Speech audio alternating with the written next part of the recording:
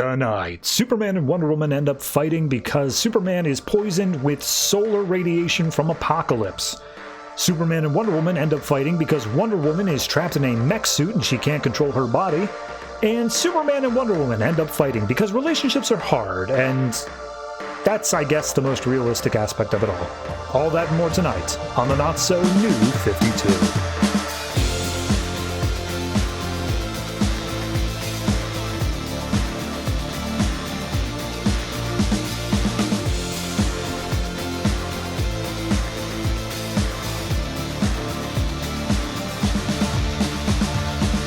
Hello everyone and welcome to episode 226 of the Not-So-New 52. I am your host and it's the last episode of the year, December 30th. Woo. I do kind of like when this one lines up a bit more with the actual holidays itself. Like, what am I supposed to say about December 23rd and December 30th? It's kind of boring, all things considered. I tie it in with the holidays as best I can, but you know, it's going to be its own thing. However, this week is actually special because it is a fifth week. We don't get these very often, but we do have a few annuals this week to go through. But more so than that, it's kind of just a week where a bunch of writers caught up because I guess they didn't have anything else out on time. So we do have a full stack, 12 comics to go through. And on that stack, we have Black Canary, Dr. Fate, Flash, Harley Quinn and Power Girl, Justice League, Omega Men, Superman / Wonder Woman, a different issue of Superman / Wonder Woman, Wonder Woman, and Superman, Lois, and Clark. Very confusing ending of it there. And also Batman and Robin Eternal, our weekly series as always. But yeah, let me explain a little bit of how I'm going to have to do this episode. So usually I try to lead off the first comics being the big event. And the big event that does start this week is Savage Dawn. That is in Superman Annual number 3. We will get there. However, because of like how things are mentioned in other comics, Superman / Wonder Woman technically needs to be read before then. So that's going to have to lead off. Apologies, it just has to happen. And then, yeah, everything else will happen as it needs to. But there's a lot of Superman and a lot of Wonder Woman this week, so I hope you're okay with those two characters because I'm not going to be able to get away from them for long. Beyond that, we have the final issues of pretty much all of the arcs across like every book. Dr. Fate, Flash, I guess not Omega Man, but Wonder Woman for sure. All of those are getting final issues there. And then Harley Quinn Power Girl is just a straight up final issue in general. It's the finale of that. If you've been listening to me read that, I apologize. It sucks. So yeah, beyond all that, not much to really say. I will get into whatever Superman, aka Wonder Woman book could possibly go first.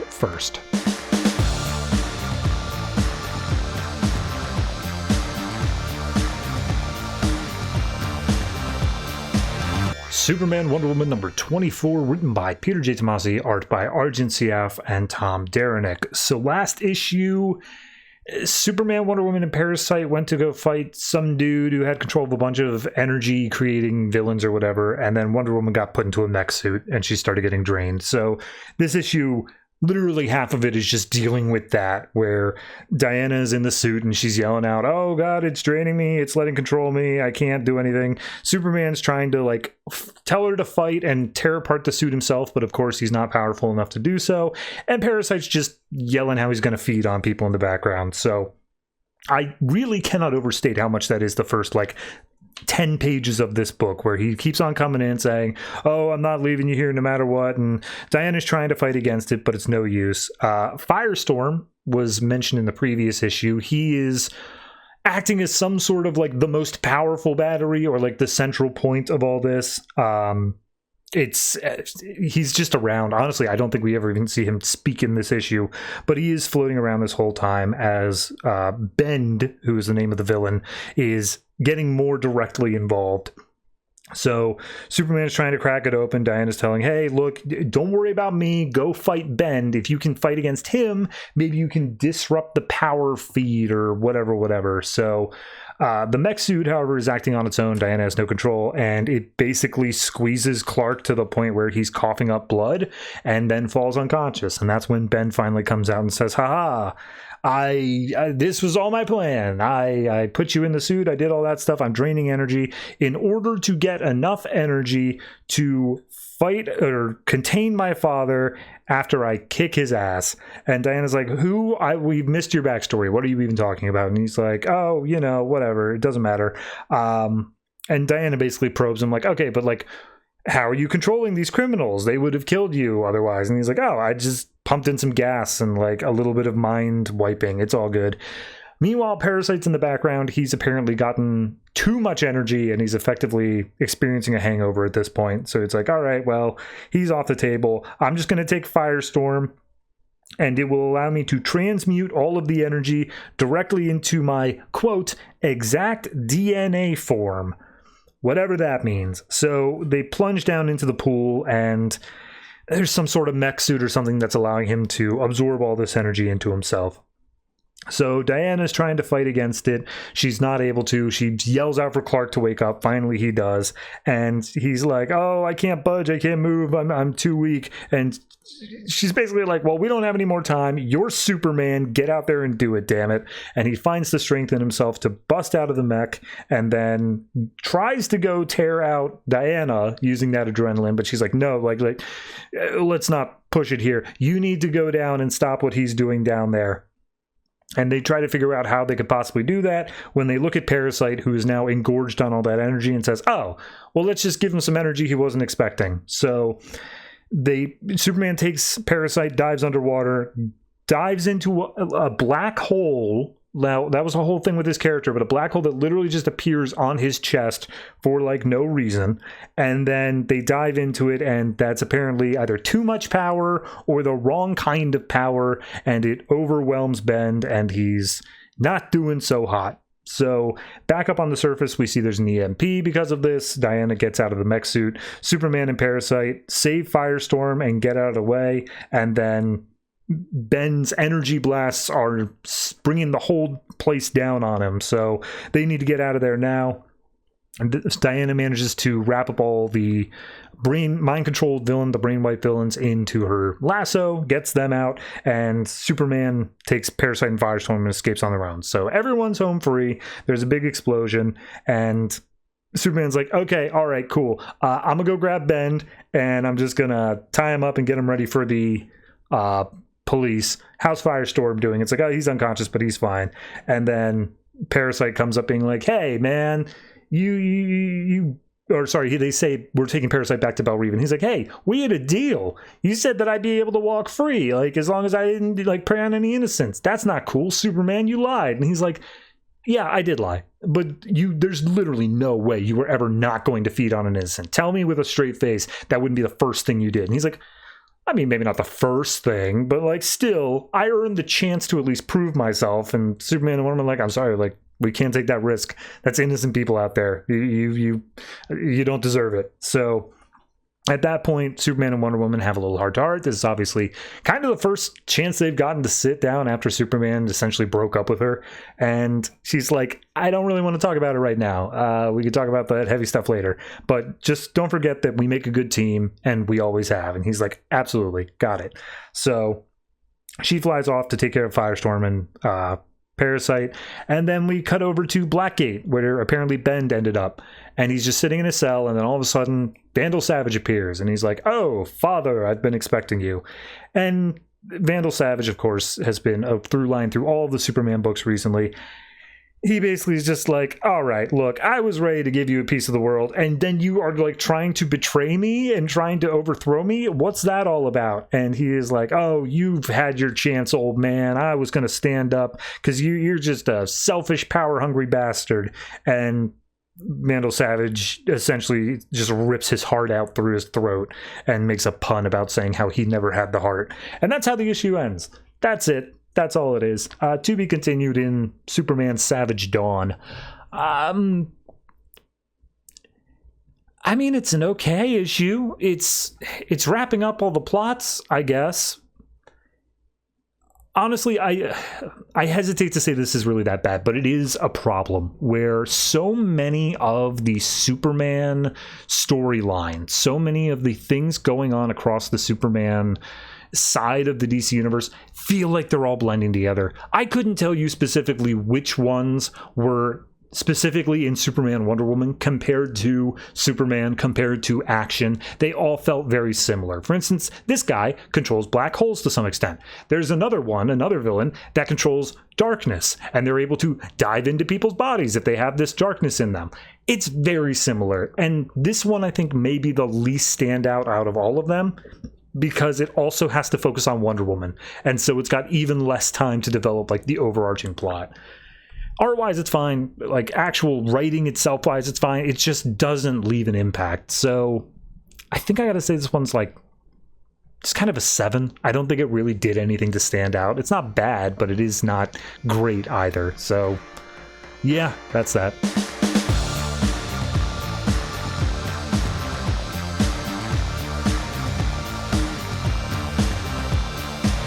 Superman Annual number 3, written by everyone who's on a Superman book, and also art by that as well. So we have Greg Pak, Gene Luen Yang, Peter Tomasi, and Aaron Kuder all on writing. And then artists, we have Dan Jurgens, Rafa Sandoval, and Ben Oliver. It's Savage Dawn. All those books, all of the Superman books have been talking about Vandal Savage, or literally just including him directly in the case of Batman and Superman. And now it's, what's his thing? What are we doing with him? So we pick up on Krypton a long time ago, and we see that there's an L warning how Krypton is doomed and all that stuff. And they say, oh, we have found your evidence inadequate, ML, whoever ML is.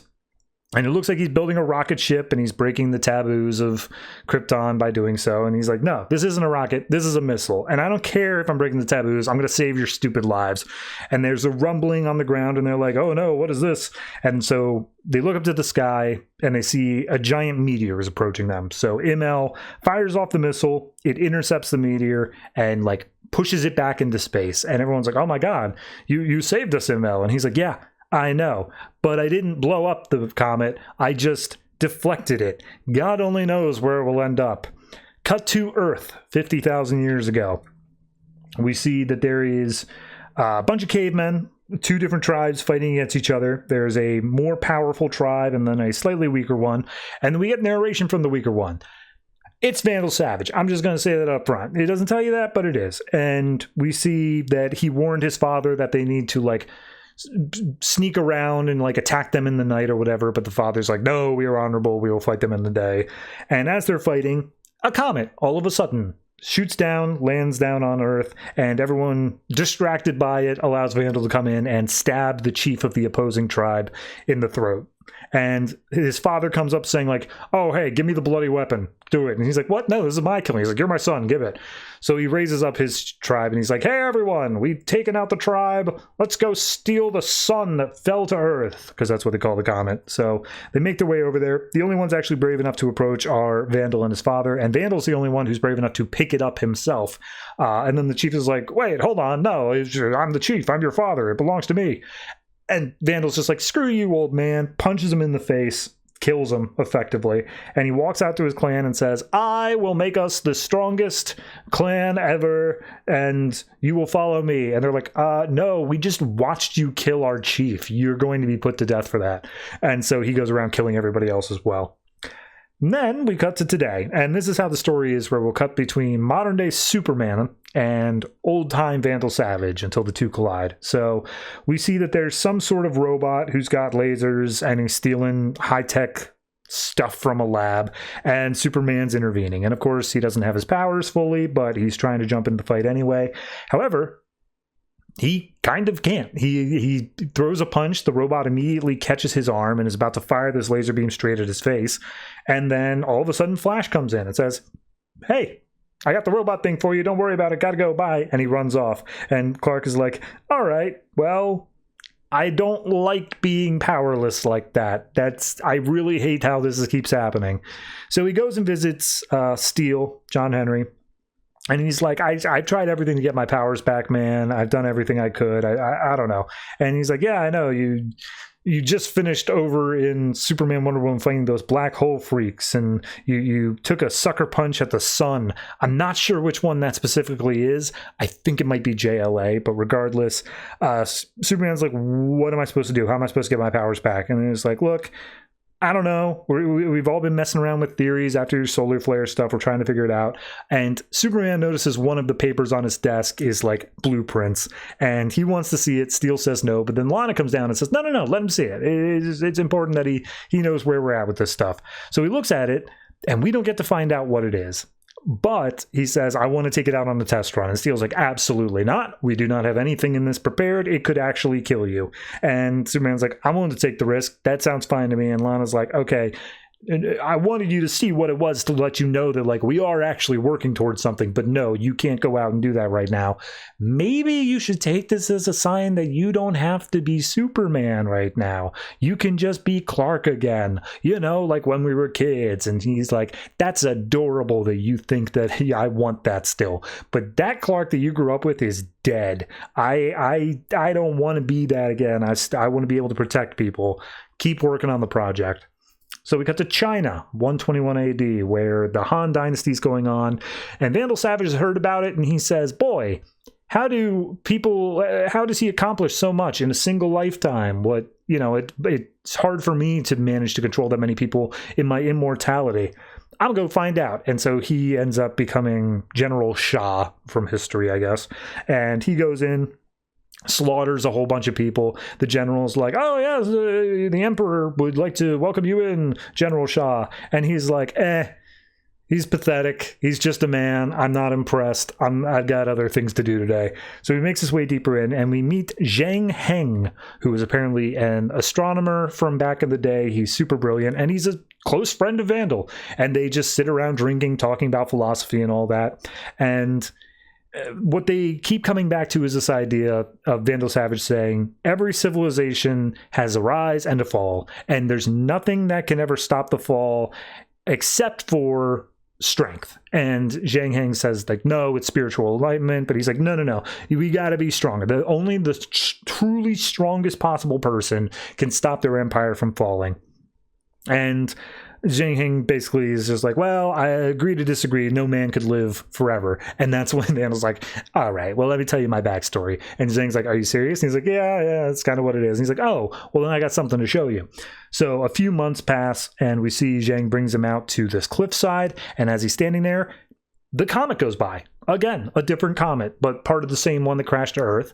And he feels this surge of power in him, the same one he did when he felt the comet in his hands the first time. And then the comet passes on. It goes around Earth. It doesn't crash this time. And Zhang's like, yes, beautiful, but it'll be gone again and will not return for quite some time. And Vandal's like, when? Tell me when. I need to know exactly when it's going to show up. And he's like, oh, it'll be far after my lifetime. And Vandal's like, okay, but not mine. Tell me when. I need to, like, get that power and, like, harness it. That's what I'm looking for. And Zhang's like, I don't think that's for the best. And Vandal kills him. And he's like, this is the first time I killed a man that I would actually call a friend of mine. I was hoping that it would feel different than normal killing. It didn't. So we then cut over to Clark. He's going around Metropolis and just looking in on people. Perry's calling an all-hands meeting saying how they need to get the Daily Planet back to the respect and the credibility it had before Clark came out as Superman. And he's like, oh, okay. And he's just watching from the window. And Lois thinks she sees him, but he walks off without her noticing. And Clark's like, yeah, I probably could have gone in there and defend myself, but I don't think it would be helping anything to do that. And all of a sudden, Lex Luthor pops over the comms and he says, oh, Justice League, red alert priority. I need Wonder Woman, Captain Marvel, Flash, Cyborg, and not Superman. And Superman's like, okay, well, that just seems mean to put me on the group text like that. But he ends up teleporting up there anyway as everyone's getting prepped. And they're like, oh, Superman, it's been a while since I've seen you up here. Hey, how's it going? What's going on?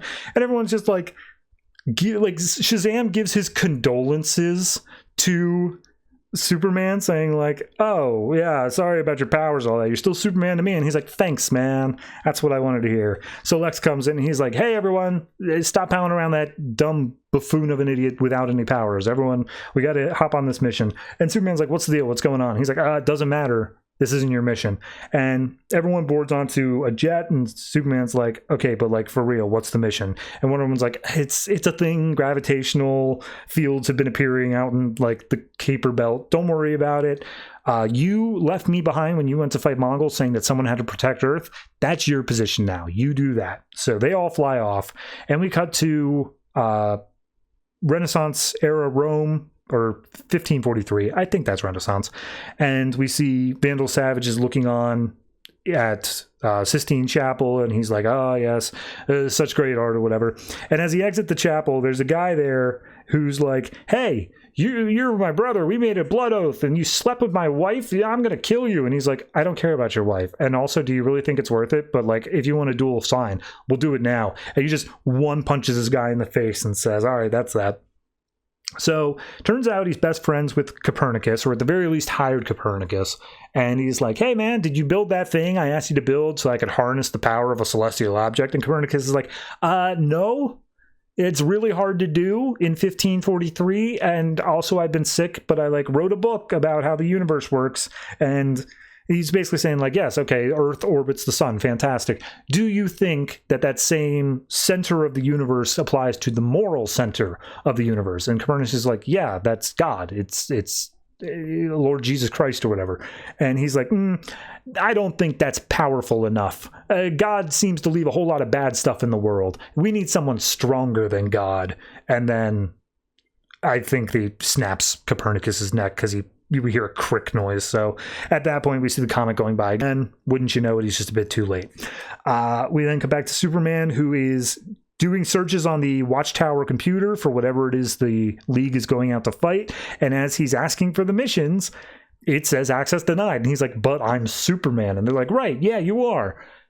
And Lex Luthor says access denied. And he's like, oh my God, I hate you, Luthor. So he starts asking about battle suits and like jetpacks and things can go faster than light so he can catch up with the group. And they say access denied. And Superman just throws the computer apart. When all of a sudden there's an alert. There's something down on Earth that requires his attention. So he quickly hops onto a jet plane, falls back down to Earth. Cut to Germany, 1941. Rocket ship with a bunch of Nazi symbols on it.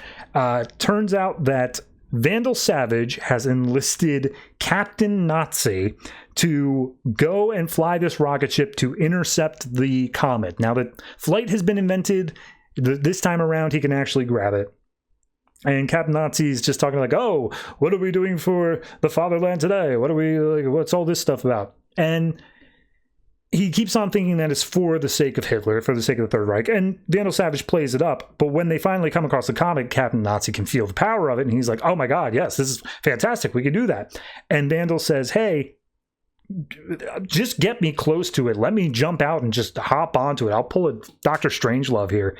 And immediately he's like, what? No, it's too much. Our rocket's breaking apart. Like, we have to turn back. And Vandal's like, no, keep going. I don't care if you die. And Captain Nazi's like, okay, well, I'm going back.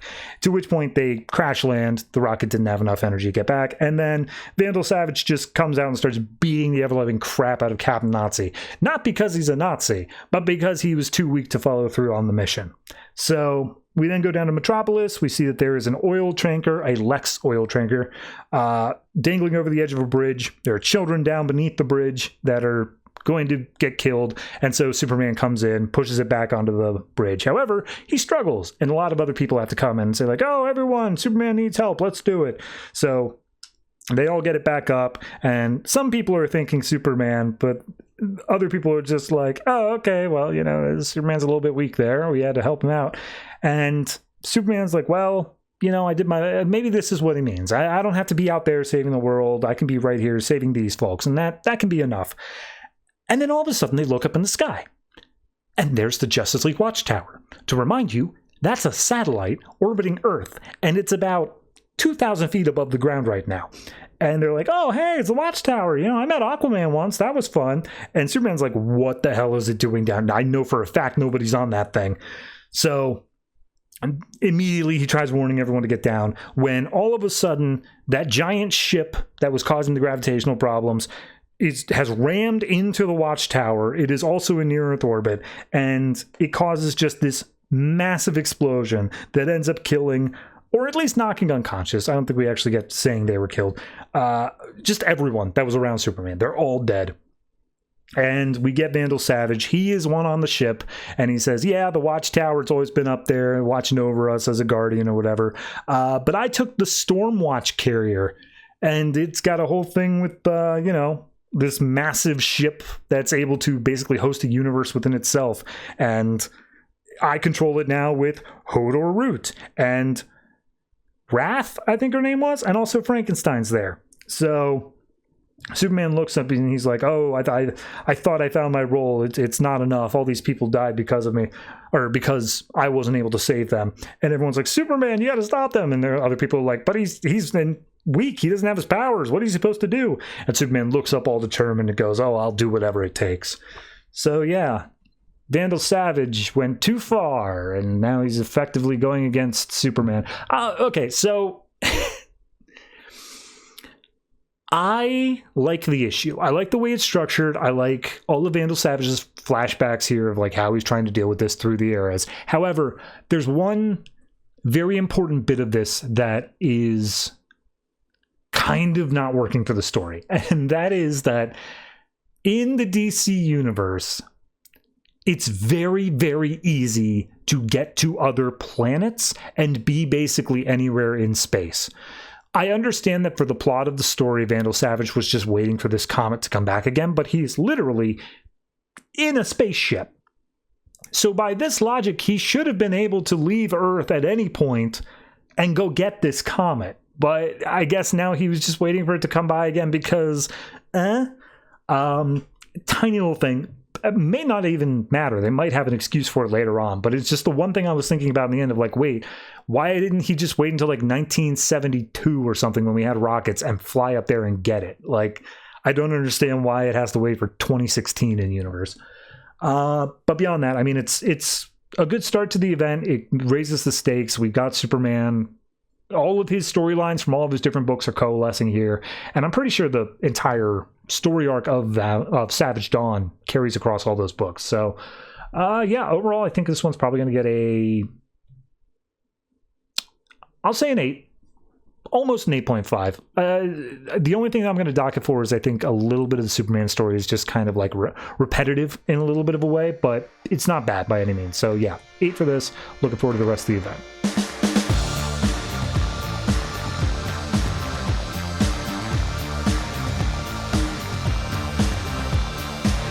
Justice League number 47, written by Geoff Johns, art by Jason Fabok. So last issue, there was a lot going on. The biggest things, I think, were that there was a plan to go talk to the crime syndicate in prison because they know about the anti-monitor, and then also Grail got the anti-life equation and is becoming a goddess in her own right. So this issue picks up with Batman in the chair at Ace Chemicals in Gotham, and he just literally says, I'm never leaving this chair again.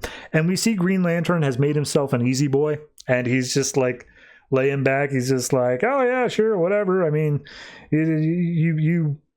I gave up my power. I did my God thing. I just fused my ring into a mother box and then gave it up. But like, you need to ditch this chair because that was almost too intoxicating to stop. Your chair absolutely is. And he's like, oh, I caught criminals I never would have caught. Like, a month's work was done in a single night. He's like, okay, so why are you here in a chemical factory? And he's like, oh, this is where the Joker was. And then he gets interrupted because Superman has gone nuts. And we say that he is causing trouble with Wonder Woman.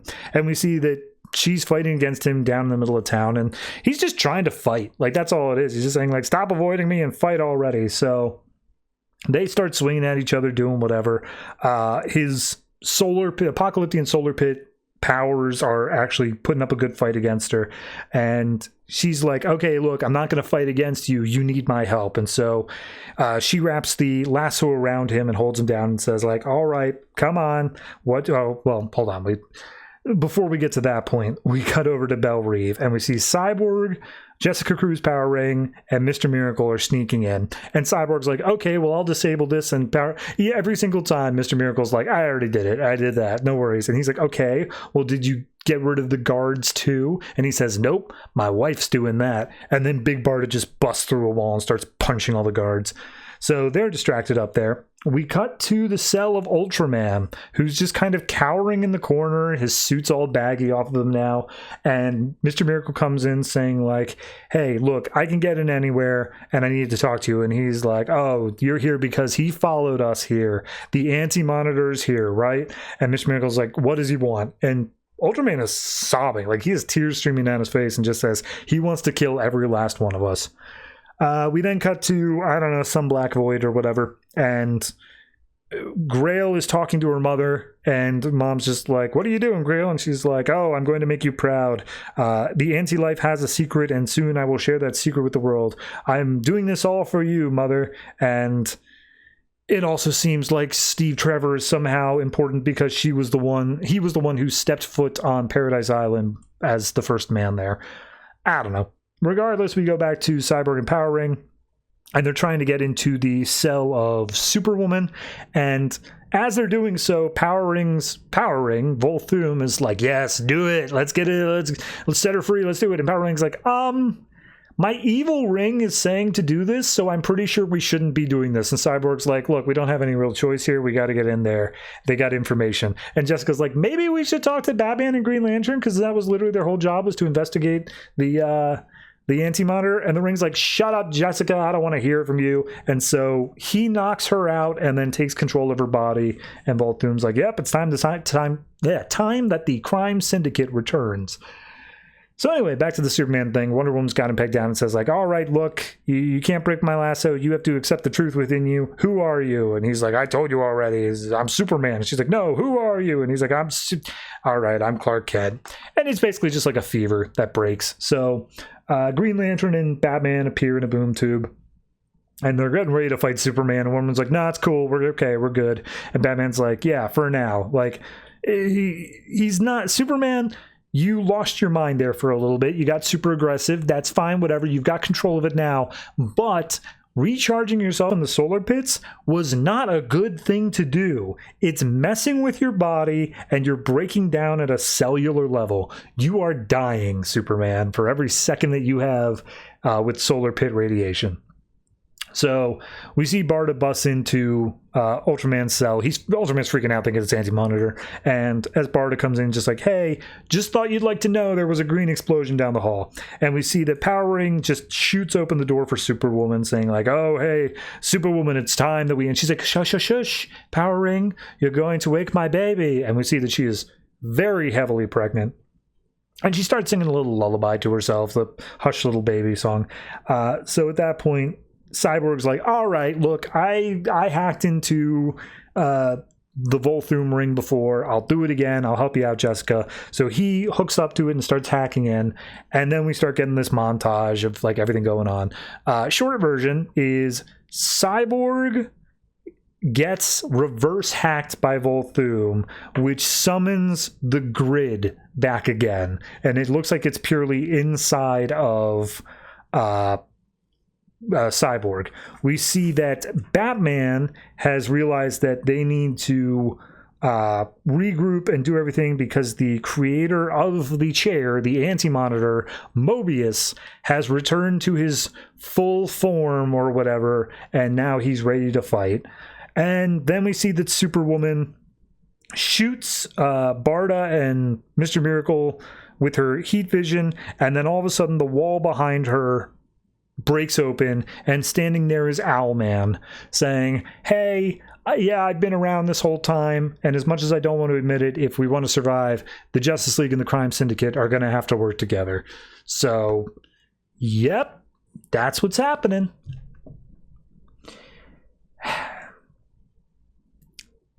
This book goes on too long. It's not that it's not a bad book. The art is fantastic, and like, all of the storylines have potential in their own rights, but it's that key phrase, in their own rights. There are so many storylines going on here that the fact that the Anti-Monitor, the literal biggest threat in the Crisis on Infinite Earths, this thing that we have like all of this stuff about, feels like an afterthought. It feels like it's not the most important part of the story. And that's weird. It's weird to feel that way because it's none of these plots feel like the important one.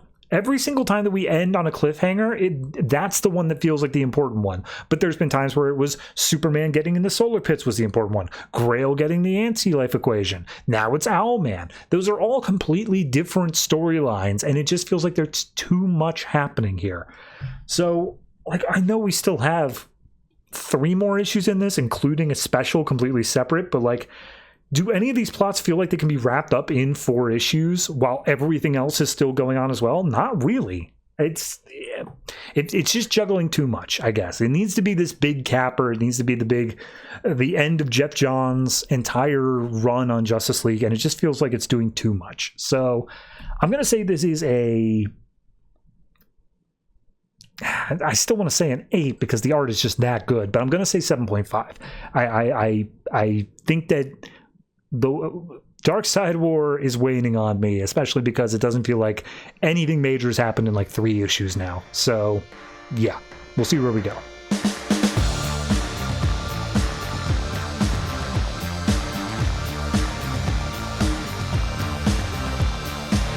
Superman Wonder Woman Annual Number 2, written by a lot of different people and art, same, because it is one solid story and theming, but it's kind of an anthology with how it's set up. So the first one we get is called Beginnings and Ends, which is also a framing device. Peter Tomasi and Marco Santucci on art. So we're in Kansas. Clark is sitting out on his front porch, and he's looking at a photo book of Ma and Pa Kent and how they were so in love and so whatever. And he's like, oh, yeah, you guys always had each other, and like everything was great and whatnot. And then we cut to the reveal of Superman and Wonder Woman kissing that happened in Justice League like way, way back. And it basically plays out the exact same as there, where he reveals like, yeah, you know, I've got a secret identity and all that. And she's like, that's confusing. And then they make out. We then go up to the Watchtower at some point soon afterwards. And Superman and Wonder Woman are like, oh, hey, Cyborg, yeah, we had a real tough time. We're just going to go to the quarters. Don't worry about it. Put a sock on the door.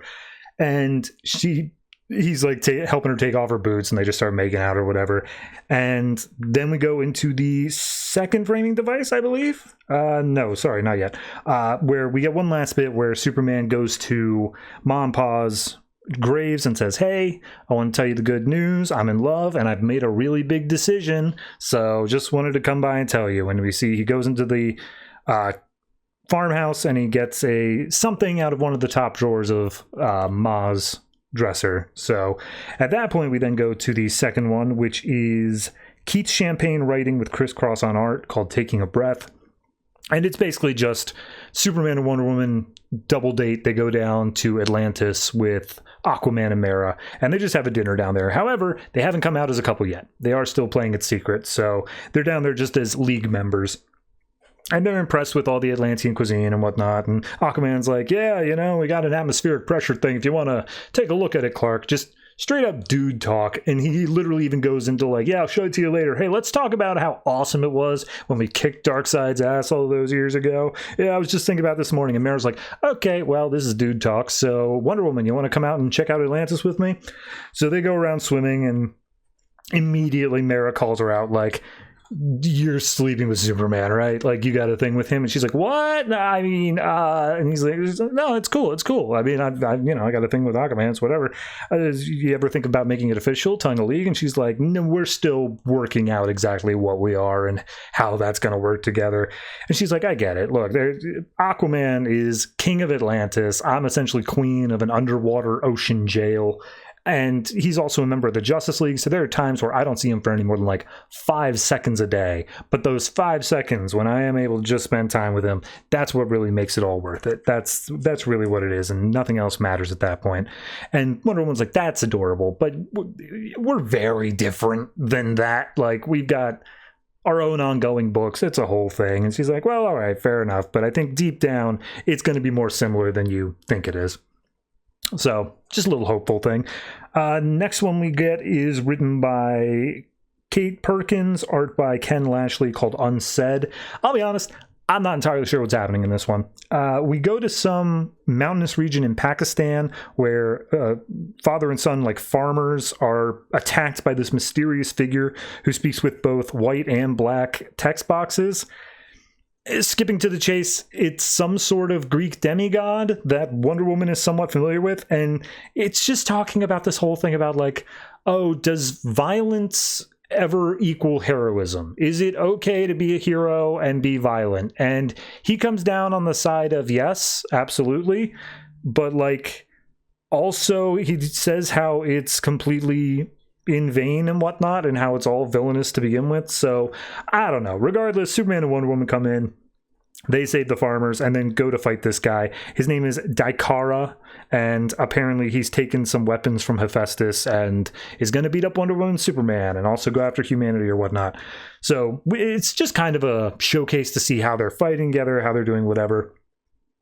Superman obviously is a little bit weak to gods and magic and that sort of stuff, so he is knocked back quite significantly, and Daikara keeps on calling him the underling because Wonder Woman garners more respect from Daikara. And I think, if I'm not mistaken here, is she God of War at this point? No, she is not. She's just an Amazonian princess.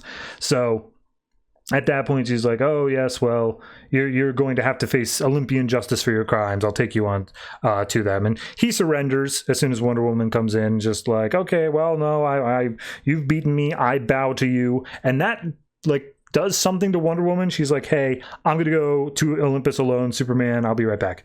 So we cut to Clark's apartment, and we see directly that the thing that he had at the beginning of the issue was an engagement ring. It was Ma Kent's engagement ring. He puts it back in his top drawer as Diana shows up and just like, hey, I took care of Daikara. Don't worry about it. And Clark's like, that's not what I'm worried about. You acted weird when he says, I bow to you. What does that mean? What's going on?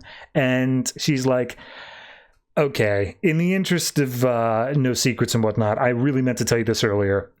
Ares, the god of war, is dead, and I have taken his place. And Superman's like, oh, yeah, that changes a lot. And she's like, it really doesn't have to. Like, everything can go on fine. He's like, no.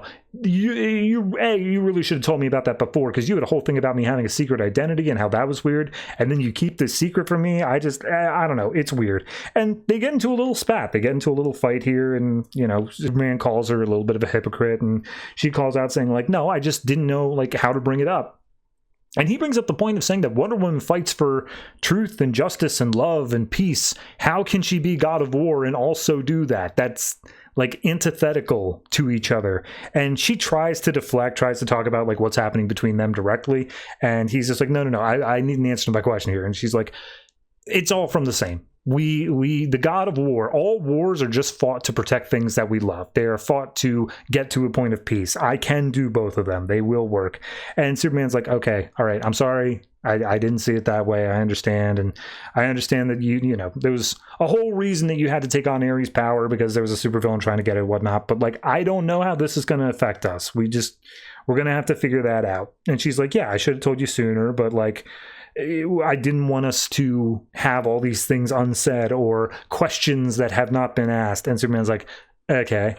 So we just see that they fall asleep together, but Clark is up watching the news late at night. So then we cut to the last story, Vulnerable, written by Sholly, Fisch, art by Matthew Clark, where Superman has gotten his solar flare powers at this point. He's been experimenting with it. He's still able to get back up to full strength. But for this period, he is completely expended of solar energy, so he's basically human. And he's making dinner for Diana. And he burned himself on one of the pants, and she's like, oh my god, did Superman just say ow? What is that about? And he's like, yeah, don't worry about it. And she kind of comes out saying, look, I really don't like the fact that you use your solar flare. It makes you vulnerable. Like, it's dangerous for you to be powerless afterwards. And he's like, yeah, I know. Look, I don't want to use it all the time, but we were going up against the galactic golems, so I kind of had to. But don't worry about it. I'll be fine. And hey, now I can make you dinner without being distracted by, like, hearing people halfway across the world all in trouble or whatnot. We can actually just sit down and have a totally normal dinner. And then he looks over and Diana's like in her Wonder Woman outfit, like, oh no, sorry, I heard something. There's a thing going on. I got to go deal with that. And he's like, oh, well, I'll come with. I could be Superman. And he's like, no. This is a God of War thing. This is an Olympian thing. You can't really help out on this one. He's basically saying like, what? No, I could still help. I still have some level of powers. And she's like, right, no, totally. But like, I swear I'll be back. Don't worry. I'll keep your dinner warm. So we see a montage of her beating up this monster and Clark just sitting back, reading a book, doing whatever until finally he kind of just gives up. And it's a very moody scene when we come back. Diana comes in, dinner's been cold, everything's out, and she's like, oh, hey, I'm sorry about dinner. It looked beautiful. I'm so sorry about that. And he's like, it's not about the dinner. I could have helped. I could have been there. And she's like, okay, but you're essentially just a human right now. You really couldn't have. And he's like, oh, yeah? Would you have said that to Batman? It's like, okay, well, that's Batman. You're not Batman. Let's be clear about that. So at that point, it's basically just, again, another spat, another thing where he feels upset because she made the decision for him on whether or not he could help. And she realizes, like, oh, that's what this is about, is that you're so used to helping people, you don't like sitting on the sidelines. You don't like having to get help yourself at times, being vulnerable yourself. And he's like, I mean, kinda. That is a part of what it is, but also it's part of what I was saying of like Ma and Pa, they knew that they wouldn't agree on everything, and I know that, you know, we won't agree either way, but you can't be making these decisions for me. And she's like, okay, you know, fair enough. I didn't exactly have positive parental role models growing up, but I won't apologize for protecting you, but I will consider what you've said here. But also on your side, please consider that everyone needs help sometimes. You don't have to go it alone. So then we get a montage, a whole collection of things. I don't know who does the art here, but it's just the rest of the series, all the things that they fought against in their relationship. And Superman says he was always waiting for the right time, waiting for the right moment, and it just never came. And we cut back to him on that porch, and we see he has the engagement ring. He closes the photo book, goes back upstairs, and puts it back into the jewelry box for Ma Kent, and says, you know, there's a chance I'll never have what my parents had, but even with all the danger and evil and people I have to deal with, maybe that's a good thing.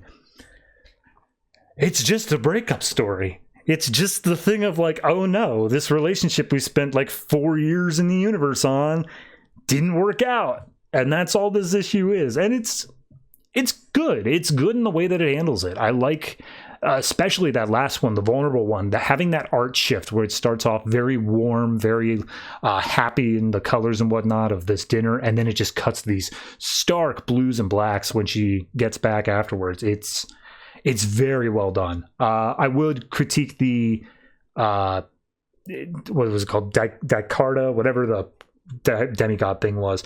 That story, while it led to an interesting conversation about her being Ares' god of war and whatnot, I don't feel like the actual battle itself was necessary.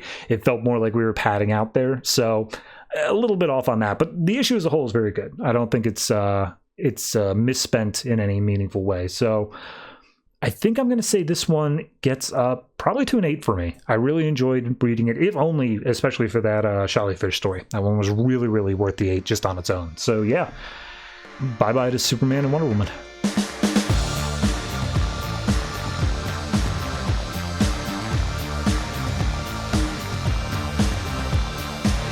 Omega Men number 7, written by Tom King, art by Barnaby Bagenda. So last issue, we got the whole thing of the ship crashing down to the city. The Omega Men lost Kyle Rayner, and then he showed up at the end to save Kalista. However, real quick, side note, back when this was being published, DC canceled the book after issue 6 because sales just were not there. So we never would have gotten this issue that I'm about to talk about now. However, fan outcry managed to reverse that, and he was allowed to finish the 12-issue run. I cannot imagine the series just stopping at that point, and it's like, well, all right, that's it. We're all done now. So And this one picks up, we get a bunch of like news broadcasts and stuff from the Viceroy, basically condemning the Omega Men for everything that's happened, saying like, yeah, they crashed that ship, they killed 37,000 of your own people in that crash site, and also their hostages were pretend hostages, they weren't actually real, and Kalista and Kyle Rayner are now persona non grata. And then we cut to Kyle and Kalista banging, and she's calling out for Omega as they finish up, and Kyle says, I love you, and she's like, no you don't, you love the ones that you save, and you want to save the people you love, like that's the only reason you're saying that, because you want to save me. And they're basically doing a little bit of pillow talk, saying like, yeah, look, we'll get out of here, we'll escape from this area, we'll go find the Green Lantern Corps, and then we'll find a way to defeat the Citadel. Like, that's what'll happen there. And she's like, is that really your plan? You're gonna win a war to try to convince me that you love me? And she's like, I don't know, would it work? And she's like, we can try. So we see that later that night, some hitmen break into the room. They make very quick work of them, just knocking them out and killing them immediately.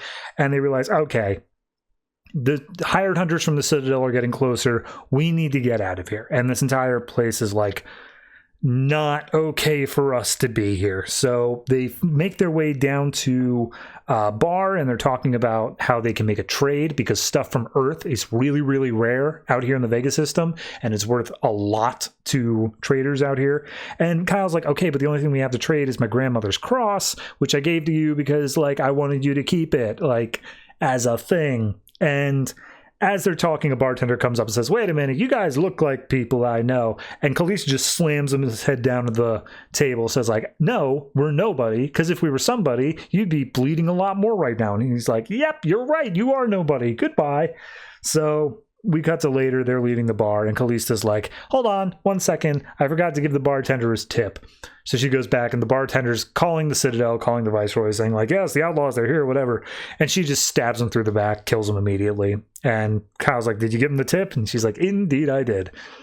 So we cut to a smuggler's office, whatever you want to call it. And they just come clean. They're like, yeah, this is Kyle Rayner. I'm Kalista. We need to get off the planet. And he's like, well, I'd be a lot less of a headache if I just turned you in, but this is the planet Hinks. So you got money. We can do whatever you want. And so Kyle pulls out the grandmother's cross and says, this is my grandmother's. It was from her confirmation in New Mexico on Earth. And he's like, Earth, you say? All right, well, maybe it's fake, though. What about that? And he's like, we wouldn't risk ourselves for something fake.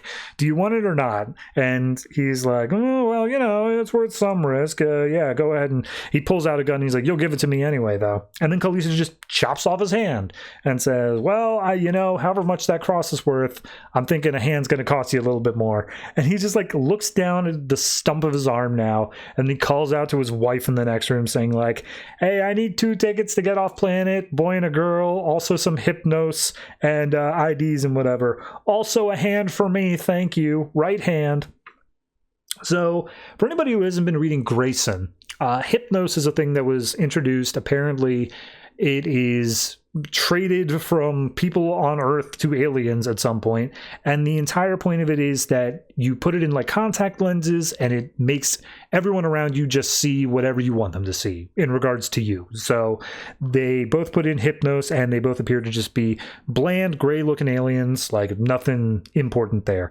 And they realize, all right, we're going to have to take a normal transport out. We're not going to get like a private jet or something. We're not going to try to smuggle out in like a cargo hold. We're just going in as passengers, which means we're going to get scanned and we might be caught. So hopefully the hypnos won't be flagged.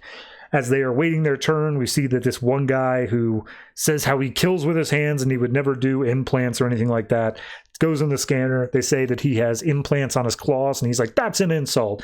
And they blow his head off. So as Kyle goes through, he's like, hey, I love you. And he scans, he's cleared. Kalista goes through, she's cleared. And she says, oh, I love you too, Kyle Rayner. And as they continue walking on, he's like, no, you don't. Like, let's not say anything else. And we get this bit where they're going in, they're boarding the ship, doing whatever. But Kyle points out, hey, when I was captured by the Viceroy, he cut out the device that the Omega Men put in my neck. Now, I was told that was a bomb, but the Viceroy said it was just a locator chip. However, you also got caught by the Viceroy, but you didn't have your chip removed. He didn't make a mark on you. There's no scar on your neck. But they also told you was a bomb, and yet for whatever reason, when we went through that scanner, you weren't worried about that being found. It's as if you knew it wasn't there to begin with. You know more than you're letting on. What are the Omega Men? What are your Omega Men? And we see, as they sit down in the transport, we get glimpses of behind the Hypnos and what the Hypnos is showing, and turns out that all of the aliens on this ship are using Hypnos, because all the other aliens are the other Omega Men. So as soon as she says, all right, I'm sorry, Kyle, that's where Tigor stands up, starts trying to grab him. And Kyle, as everyone starts standing up, Scraps, Primus, all of them, he just says, not again, not again. And he keeps fighting against them over and over until finally he gets his hands on Primus's gun, puts it against Callista's head and says, never again. And she's like, look, Kyle, I get you're pissed, but like, even the pilot, it's Doc, he's going to fly us out of here and he's taking us to Vorl. Everything you want, all of the answers are going to be on Vorl. It's the whole reason we need you to be part of this plan to begin with. And she's basically like, look, I tried to tell you, Kyle, we love the ones we save and we save the what we love. And that's where we end off. It's smart. I as much as the issue itself is just kind of this like fun little like romp of like, okay, we got to get all this stuff, get off planet, smuggling, whatever else. That tiny little detail of Kyle realizing that the scan would show the thing in her neck. She never had the thing in her neck out. Therefore, she never had a thing in her neck to begin with.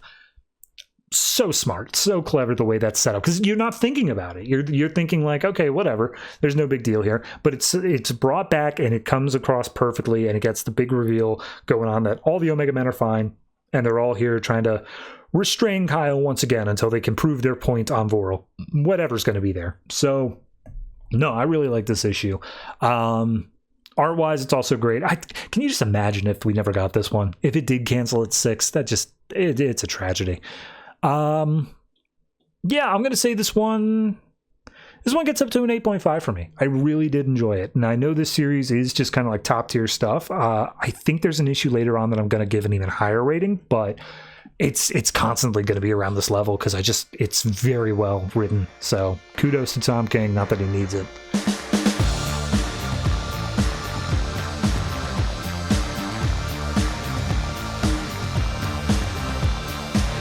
The Flash, number 47, written by Robert Venditti and Van Jensen, art by Brett Booth. So, last issue, we got Reverse Flash being betrayed by his whole team, and then he just grabbed Henry Allen and ran back to the Allen home to basically say, yep, buries the Flash, ha ha ha ha.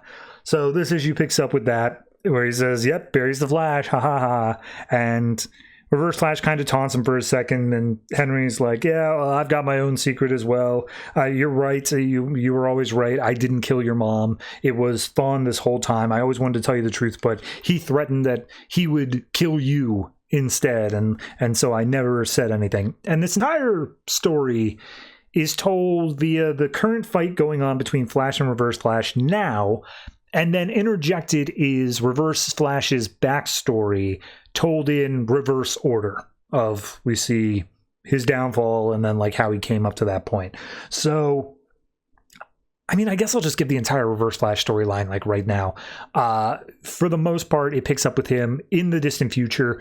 The Gem Cities all revere Flash as this legendary great hero and whatnot. And he says, no, Flash sucks. He's awful. And also, somehow, for whatever reason, Reverse Flash got similar powers. So he thinks if I can go back, he, I guess, rules over the city to some extent. He's trying to become like a god, king, emperor, or whatever. And there are people acting as a resistance, talking about Flash, saying like, oh no, we got to live up to the Flash's ideal and take him down. So some sort of fight erupts, some sort of war. The city is effectively destroyed, probably by Reverse Flash. And he thinks, all right, well, that didn't work. If I, however, go back in time, and he rebuilds a treadmill from Rip Hunter's blueprints, if he goes back in time and not only kills the Flash, but ruins his legacy so that people don't revere him as a hero in the future, he'll have an easier time of proving that he is deserving of God, King, Emperor role of the Gem Cities. So that's the plan, that's the backstory, that's everything else. And I'll get to the little bits I didn't mention otherwise. But regardless, the fight starts off and he's like explaining like, yes, that's right, Barry. I know where everything was going to be because I am from the future. That's where I knew where all the people who were touched by the lightning would be, and I could take all their powers. And that's the whole reason I did all that stuff. And as he's explaining that it's all because of Flash's legacy that his world burned, quote unquote, despite the fact that it obviously was mostly him causing these problems. He's like, yeah, well, I couldn't reason with these people. I couldn't control them. And that's what happens with momentum. You can't stop it once it starts. So we see that he's basically just throwing Barry around at this point. He's got the upper hand in the fight entirely because obviously he's not super fast. He can stop time. He can essentially just bring Flash to a complete stop. So he's like, yeah, you're great, you're special, but you're nothing next to me. And Henry eventually jumps in, swings a baseball bat, and ends up hitting Thawne in the back of the head because he was gloating too much, to which point he tries to get Barry out of there, and Reverse Flash is like, oh, no, you don't. I'm going to make this ultra painful for you, Flash, because I'm going to be in the same house that your mom died. I'm going to take your dad as well. I'm going to kill him. And it's in that moment that Barry is able to outrun Reverse Flash's powers, and he gets Henry away, and he's like, wait a minute, hold on, what happened there? Something in my powers just happened. I think I can stop him, but I need to figure out what just happened. And Reverse Flash is like, no one's faster than me, nobody. So Barry runs back in for a punch. Reverse Flash just stops time, and he's like, okay, it was a fluke. It's nothing else. So he comes in and he attacks Barry, throws him across the room, and he's like, oh, all right, well, you know what? I'm not dicking around anymore. Time to take out the entire Flash line all at once. And he literally rips a wall clock off the wall and is using that to like bash Barry's face in. But as it's coming in, he says, it's about damn time. And the word time like reverberates for Barry. And then all of a sudden he starts glowing white, and he now has time powers, or he realized he always did. And so he stops Reverse Flash's punch, and he talks about this thing called the Hafele-Keating experiment, where it's like atomic clocks and relativity. Don't worry about it. But point being is he's saying like, look, Reverse Flash, I figured it out. You're my opposite. You have the power to slow time down, and therefore I must be the opposite of you, and I am not slowing time, I'm moving it forward. That's part of my power set now. And he's always been so worried about traveling too fast that he would tear time and space, or he would tear a hole in time and space, but now he's not holding back, and we see big collision between the two. Huge fight scene. Reverse Flash, however, does have more experience. He's been doing this for multiple lifetimes, and so he is able to get one up on Barry, and Barry's like, pinned down in the rain now. Reverse Flash is like, oh, my entire plan was to take you out and show that you were a fraud or whatnot. And Barry's like, yeah, but like, why? Why me specifically? Like, you still not, we're missing the inciting incident here. What made you so jealous of me specifically? And we see that in this future, Thawne's dad did actually kill his mom. And Thawne like walked in and saw it, and his dad was convicted and all that. And so the whole reason that we did the killing of Nora is that he wanted to prove that if Barry were on the same footing, had the same origin story as Thawne, that Thawne would still come out on top. That's the whole reason he did it, was to just match origin stories. And he's like, all right, I wanted to prove that you would break after that I would be the better. So this is the end of the Flash. And Flash, lightning bolts, energies, whatever, pushes Reverse Flash off, and he manages to get one up on Reverse Flash. And he's like, oh, you framed my dad, all that stuff, blah, blah, blah. And he ends up just punching out Reverse Flash. He gets so angry and he just punches him out and says, look, I'm sorry for what happened for you, but you killed my mom. Like, you're going to prison forever that. And I don't like the fact that my origin story is innately tied to someone as psychopathic as you, but regardless, it just proves that you always have and always will be a failure, because I'm still better than you. And that's where Henry comes in with a broken mailbox and says, cool, I'm gonna kill him now. He deserves it. He killed my wife. And Barry's like, no. The Allens aren't murderers. We've proven that today. That's definitely a thing.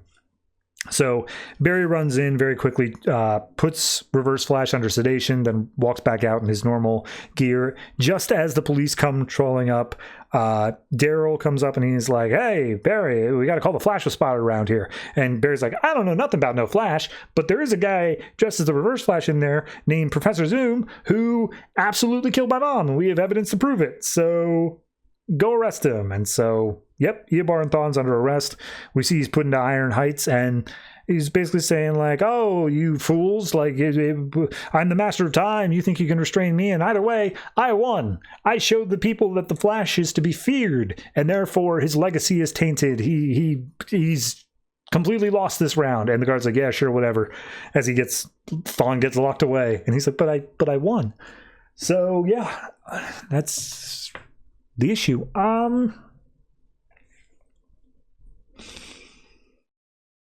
I guess I'll start with art. It's Brett Booth art. It's not as bad as he usually is. There's a couple of odd panels in here that, like, it's a little wonky, but because of the nature of it, where it is like, Barry gets this new power and it's all flashy lights and whatnot, it works. Brett Booth is okay choice for this. It's probably one of the better issues from him from this arc. I think I'm okay with it. Look, obviously Barry, with the whole time traveling thing and him having like Zoom who, killed his mom. I think was that a Geoff Johns invention? I can't remember. But point being is that it is something that we have for most comic book fans nowadays, that is the origin. It was always Zoom that killed his mom, and that's how it needed to be. The change here being that it was because he had that same origin and he was trying to like force Barry's origin to match. I think I'm okay with. It's not a bad direction for him, especially with Zoom being this sort of thing of like jealous of the Flash and constantly trying to like just dick around with him and whatnot. I'm okay with that. I just think that the rest of the arc didn't lead to that properly.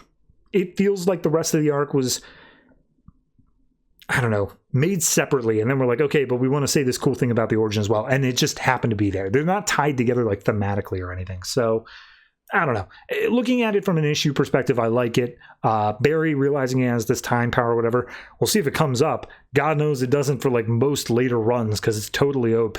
But for this one, I think it's okay. So I'm gonna say, I'll say 7. 7.5 if it weren't Brett Booth art. It still is bad, but it's the best it's going to be. So, yeah, 7.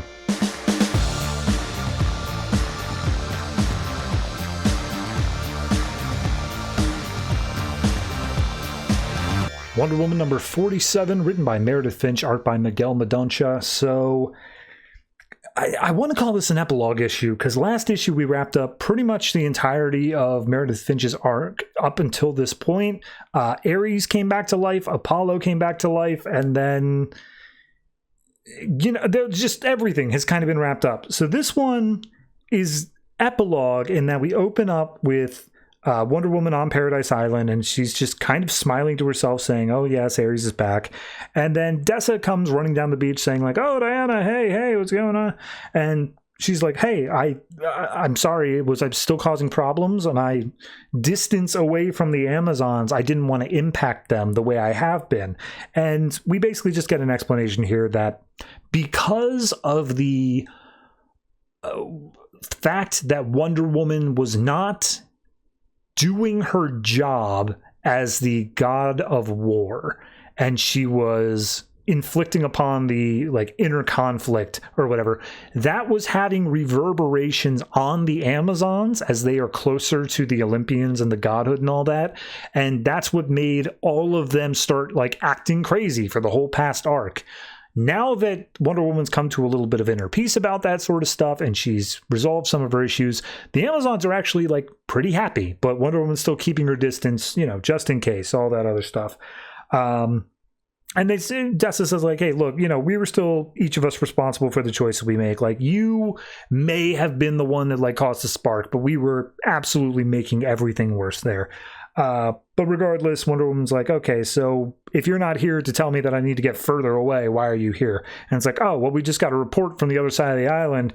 An intruder showed up and tore through our entire guard like an animal. And we lost her in the jungle and we don't know what's up. And immediately Wonder Woman's like, who is she? Why is she here? And Tessa's like, we think it's Cheetah, and we think that she's after the Eye of Antiope. And Wonder Woman just starts going down like a full exposition. She's like, yes, the Eye of Antiope. It belonged to my grandmother from the goddess Hera, imbued with her magic. And then the Spartan king poisoned my grandmother. And that was all done in another story. But regardless, the jewel, theoretically, is what gives the Amazons their immortality.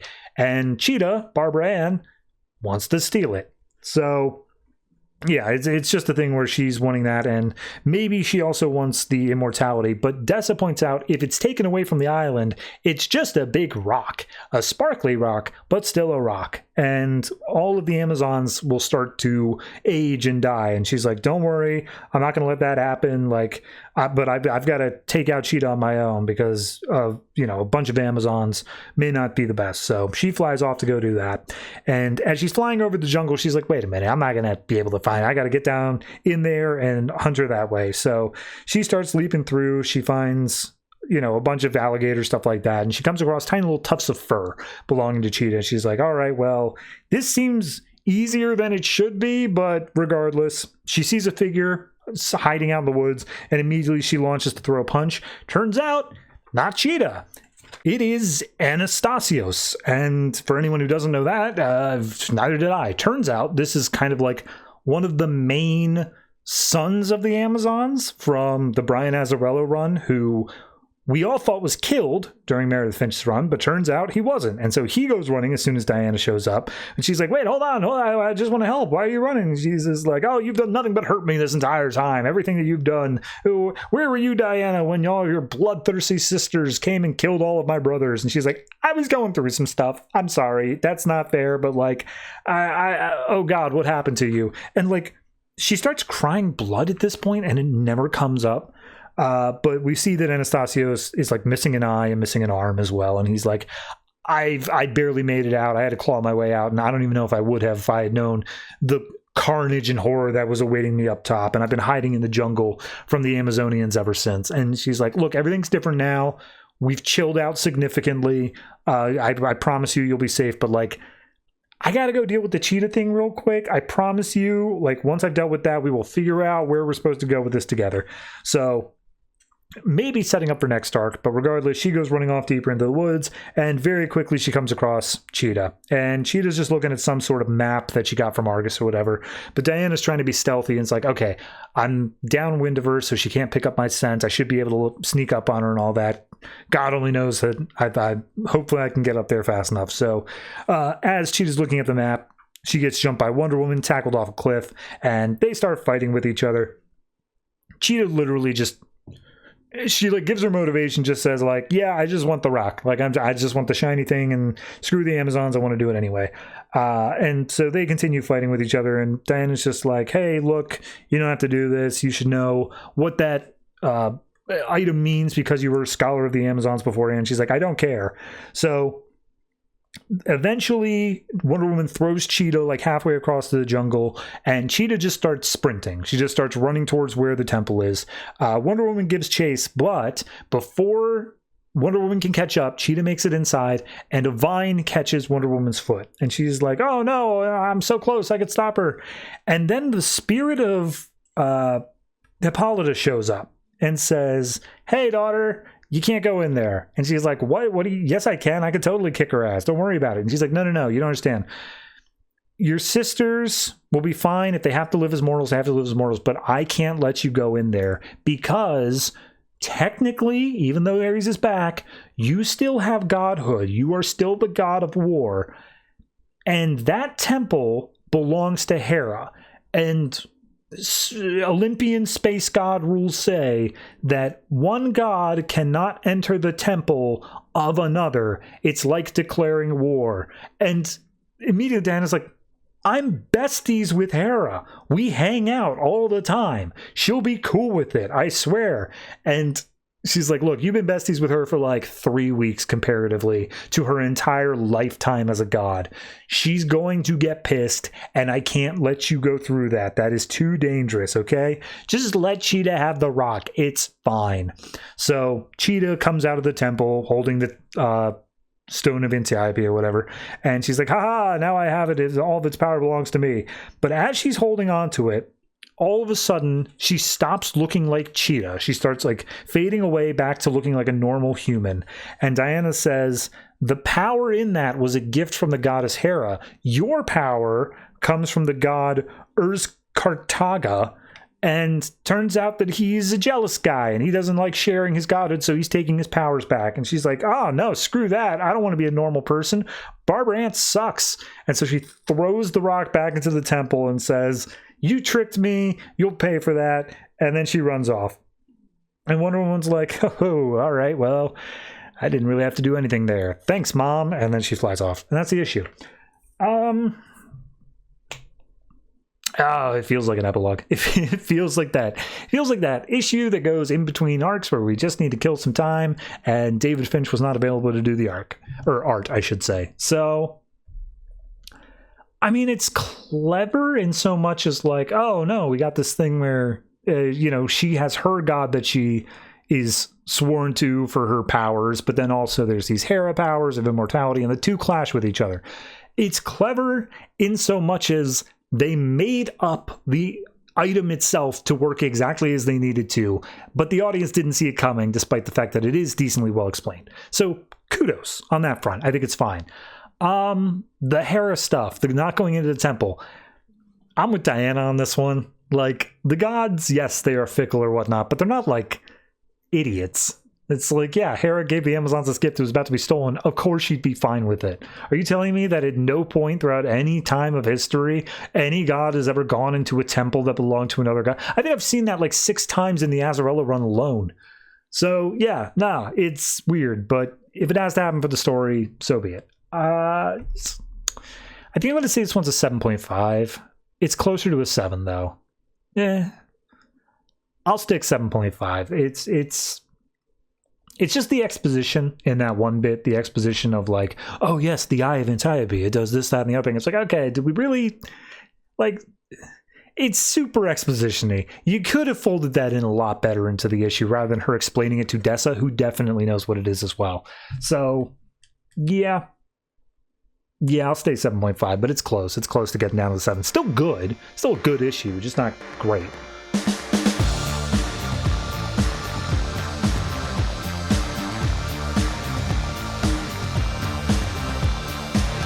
Black Canary number 6, written by Brendan Fletcher, art by Annie Wu. So last issue we had the Battle of the Bands kicking off, and then Bo used her canary cry on Dinah, and she's like, what the hell was that? So this issue picks up with Dinah in a limousine looking at some exec types. We find out later that they're from the record company, and she says, I just lost 2 people who were very important to me. You better have answers. I need answers now, or else we're all going to be having trouble. So we cut back to her getting canary cried, and she looks up at Maeve up on the thing, and she's like, oh, what the hell? Okay, no, we're not doing this. We're out. We're bailing. And so she grabs up the whole rest of the band. Crowds are going wild, and she's like, no, if she has canary cry, this is a lot more deep than we thought it was. We need to bail. So she's making her way backstage, passes by Kurt, and Kurt's like, was that a canary cry? And she's like, yeah, we should leave. And he's like, well, yeah, but like if she got that, this is almost definitely Amanda Waller. And if she's involved, it doesn't matter if we're leaving now or not. We might still be in danger. So we got to be super careful. I'll meet you guys out there. I'll see what we can get. So Dinah goes in and starts packing. All of a sudden she looks up and all of her bandmates are just kind of standing there. She's like, what's going on? Why are we not running out the door?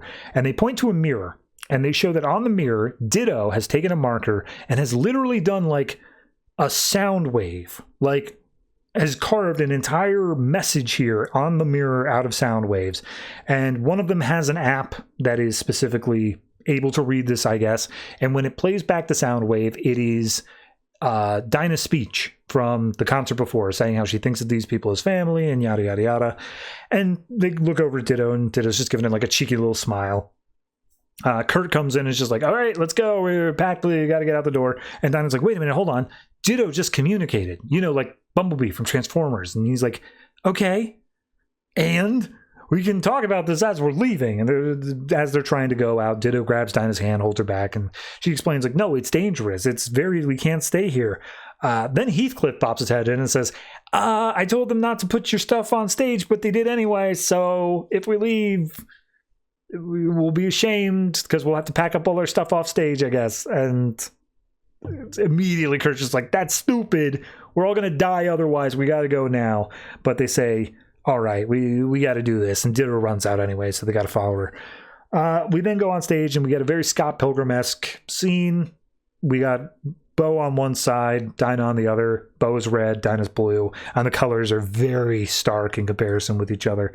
So they just start screaming at each other, doing the whole battle of the bands. We see that, we get excerpts from a review talking about it after the fact, but it specifically says that Bo's band was playing dirty. They immediately started cutting cables and doing whatever.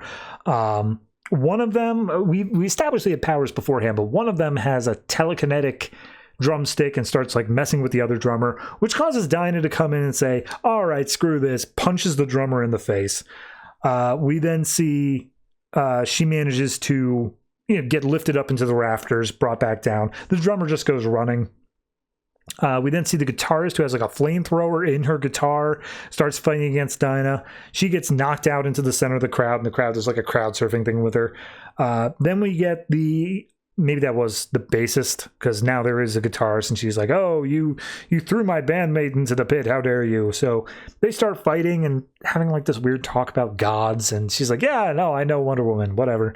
And then the person who was on keyboard or whatever uses some high voltage cables and just zaps her, and just being like, all right, well, call me Zeus.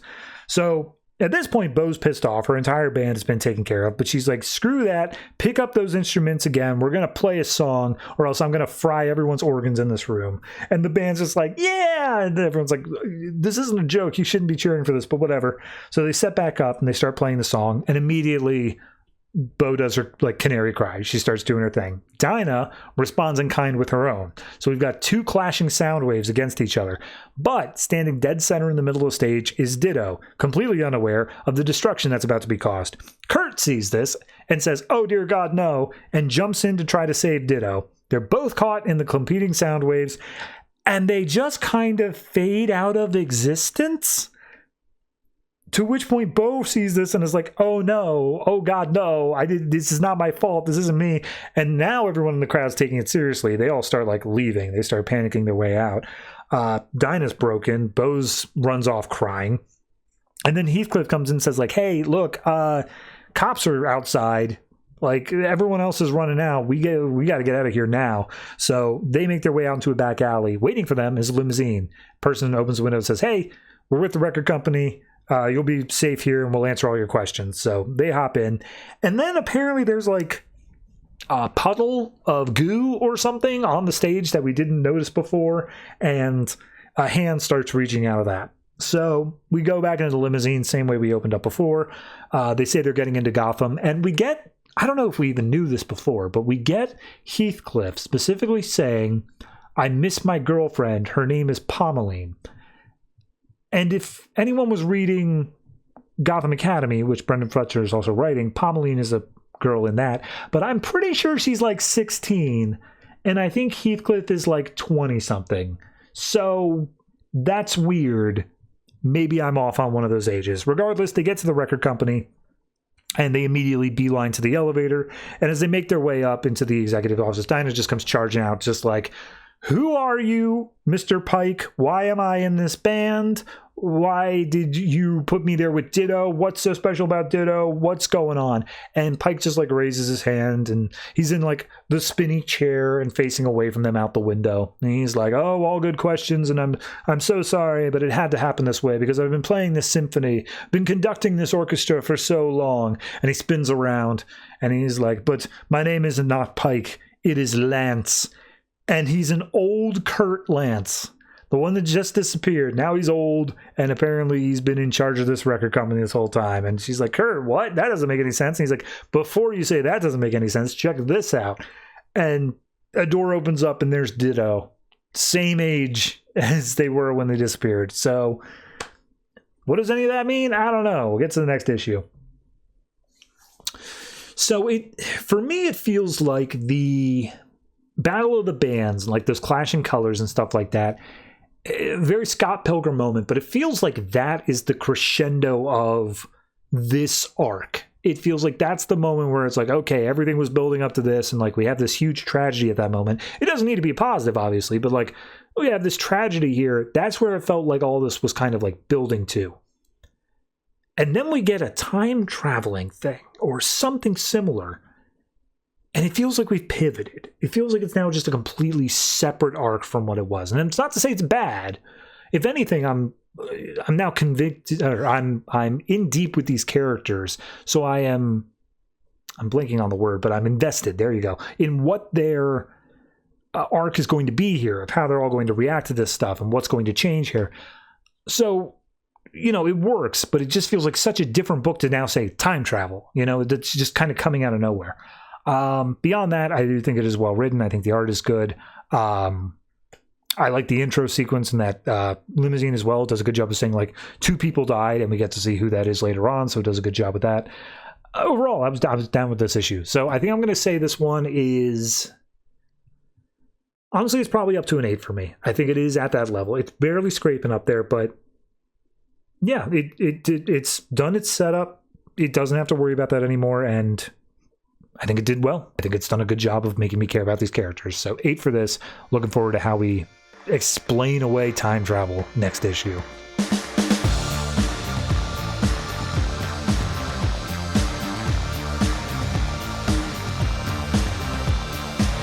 Superman, Lois and Clark #3, written by Dan Jurgens, art by Liew. So last issue, we had a whole thing where Lois got hunted down by some hitmen, and then Superman had to swoop in to save, but it made them think, oh no, are we not safe here anymore?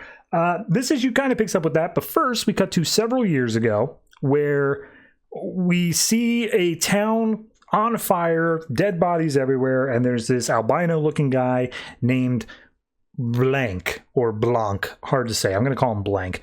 And he's talking about like, yes, this destruction, this is true art, this is my masterpiece. And then as he's walking through, we see that there's a flipped upside down tank on fire, and Blank's like, I can sense you under there. And then Superman pops out and he's like, damn right, I'm still here. And so he comes in, throws the tank at Blank, and Blank has telekinetic abilities, so he just disassembles it in midair and then pushes Superman like a mile down the road. And he's like, yep, I've got all these powers, and it's not going to matter because you'll be dead. And so we see he pushes him away, but then he loses track. Blank loses track of Superman, and he's like, "Oh, where could he have gone? No matter. I'll figure out where I should head next." And then all of a sudden, the ground beneath him starts cracking as Superman just grabs him, zooms out into space, and he's like, "Well, I don't like being out and about like this, and this is not the first time he's destroyed a town, but it's going to be the last." So he goes out into space, and Blank survives a surprisingly long time in low Earth orbit. But it turns out at this point, he's also telepathic, and he's like looking into Superman's mind, and he's like, oh, yes, God and I are acquainted, but I'm much closer friends with his adversary. So Superman zaps him with heat vision and says like, oh, well, you're going to prison. He's like, no prison has ever held me for more than a day. You can't stop me. And as Blank finally passes out saying that he's an artist, Superman's like, I don't know what I'm going to do with this guy. I have to make a place to put him. I've got to keep him locked away from everyone, or else he's a threat to everyone. So we cut to now, and Superman's flying over the ocean, just doing his thing. We cut to yesterday, where he's sitting down talking to Lois about the attack yesterday, and says, yeah, it was Intergang. They were after you because they followed you knowing that you're author X, who's doing this expose on Intergang. However, they don't know who you actually are. They don't have any leads on you being Lois Lane or who John is or anything like that. So we're all safe there. And Lois is like, okay, but now they know that it's like a woman and a child, and they have like rough ideas of that. That's that's something that's going to happen. But like either way, I need to release this book. It's important that this book gets out. And he's like, yeah, no, it's all good. Don't worry about it. So at that point, we hear John wakes up. They got a new car to replace the old one that was all beaten up and damaged. And John's like, oh, man, that's awesome. I can't wait to tell all the kids at school how we got attacked by like terrorists with cars and machine guns and stuff like that. And Superman's like, yeah, that's awesome. Totally, buddy. But like you literally can't tell anyone because the police, they need everyone to stay quiet so we can find the bad guys. And John's like, all right, well, that sucks. I don't want to do that, but fair enough. And so he runs off to the school bus. Lois is like, are you sure you're safe to get on the bus? Like, what if the bus gets attacked? And Superman's like, I'm going to follow the bus. Don't worry about it. I'm going to make sure he gets to school safe. And then I'm going to also deal with the Hank Henshaw thing because we never got any resolution to that. So he follows the bus, everything's fine, and then he starts going to his own secret fortress. However, he can't have one in the Arctic because Superman, the other Superman, already has one there. So instead, he has his built in the Himalayas, and we see he literally just splits open a mountain anytime he wants to get inside, which I feel like must cause some sort of seismic thing that can be tracked. But regardless, he makes his way in, and he's like, it's not as classy as my previous one, but, you know, it's my office. I'll say that. And so he makes his way in. He's got, you know, a whole bunch of trophies, stuff like that, different things he's done. And he's asking the computer, how's Henshaw? How's it going? What are his vitals? Has anything changed at all? And the computer's like, no, there's nothing. There's literally like, he hasn't responded to anything at all. And then literally on cue, Henshaw sits up, still in his astronaut outfit. He sits up and he's like, okay, all right, this is the whole thing that happened in my timeline was Hank Henshaw woke up and he went insane, and then he eventually became Cyborg Superman. And we can't let that happen, so I'm going to try to stop it here. However, as he wakes up, he's not like responding, and he's like just floating all these things in midair, and he's throwing them at Superman. Superman's like, this isn't right. What's going on here?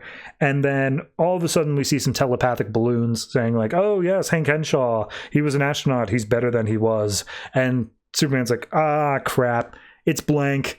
Blank, I know you. I've got you locked down in here somewhere. There's no way you could have made it into Henshaw. He's like, well, I did, and now I'm doing this, and I'm making art. And he just starts throwing stuff at Superman, putting him under rubble. So Henshaw, eventually being controlled by Blank, gets away, makes his way down to the vault door where he's being kept in, along with a bunch of other creatures, seemingly. And because of his telepathic ability, he's able to look into Superman's mind, get the code. Henshaw types it in on the door, and then he's like, I also see something in his mind about you, Henshaw. Something about Coast City. Wonder what that's about. Oh, well, regardless, for some reason, he really doesn't like seeing you, Henshaw, so we're going to use that, and we will take our revenge. There was a woman and a child that he has in his mind very strongly. Let's go pay them a visit. So we get to California, we go to the Intergang people, we get the leader, who is Mr. Mannheim, getting out of his pool, and two of his best goons are like, yeah, no, it's this lady and a kid and some super fast blur thing. We didn't have a chance. There's no way we could have fought him. And he's just like, okay, well, you're supposed to be the best of my gang. And they're like, oh, we are, but like, nothing could have fought against this guy. Please don't kill us. And he's like, why would I kill you? I'm going to make it look like an accident. And then he pushes them in the pool and then like throws in a mini fridge so it shocks them to death. And then final page, we get this space traveling person that we still don't have the identity of is interrogating a Dominator, asking about the Oblivion Stone. And the Dominator goes, I had it, but then I lost it somewhere in the Sol system, aka Earth area. And he's like, oh, okay, cool, thanks. And then just stabs the Dominator through the chest. And he's like, well, you would have known I would have done that if Dominators were as smart as everybody says. And that's it. That's the issue. We had like 3 little cliffhangers at the end and then barely any story. I say that, but like I do enjoy the story I got. It just feels like for a 6-issue series, this feels remarkably just exposition. And in issue 3, it's weird that we're still getting exposition. I feel like the introduction of Blank should have come earlier. Yeah, that probably should have been like an issue 2 thing, but it could work. It could be fine by the time we get done with it. It just feels a little awkward here. In terms of the Hank Henshaw stuff, I'm down with it, but I wonder if I'm only down with it because I know the original Hank Henshaw stuff. Like, as if I were an absolutely new reader who had no idea about the Death of Superman storyline, would I understand what's going on here? Would I have any clue as to like why this Hank Henshaw thing is important? Because they really have kept it under wraps. So I don't know. I really don't know how that would have worked, but for me personally, it was. So I'm going to say this is a good 7.5. Not quite great territory, but very, very good, and definitely leaves a lot of promise moving forward.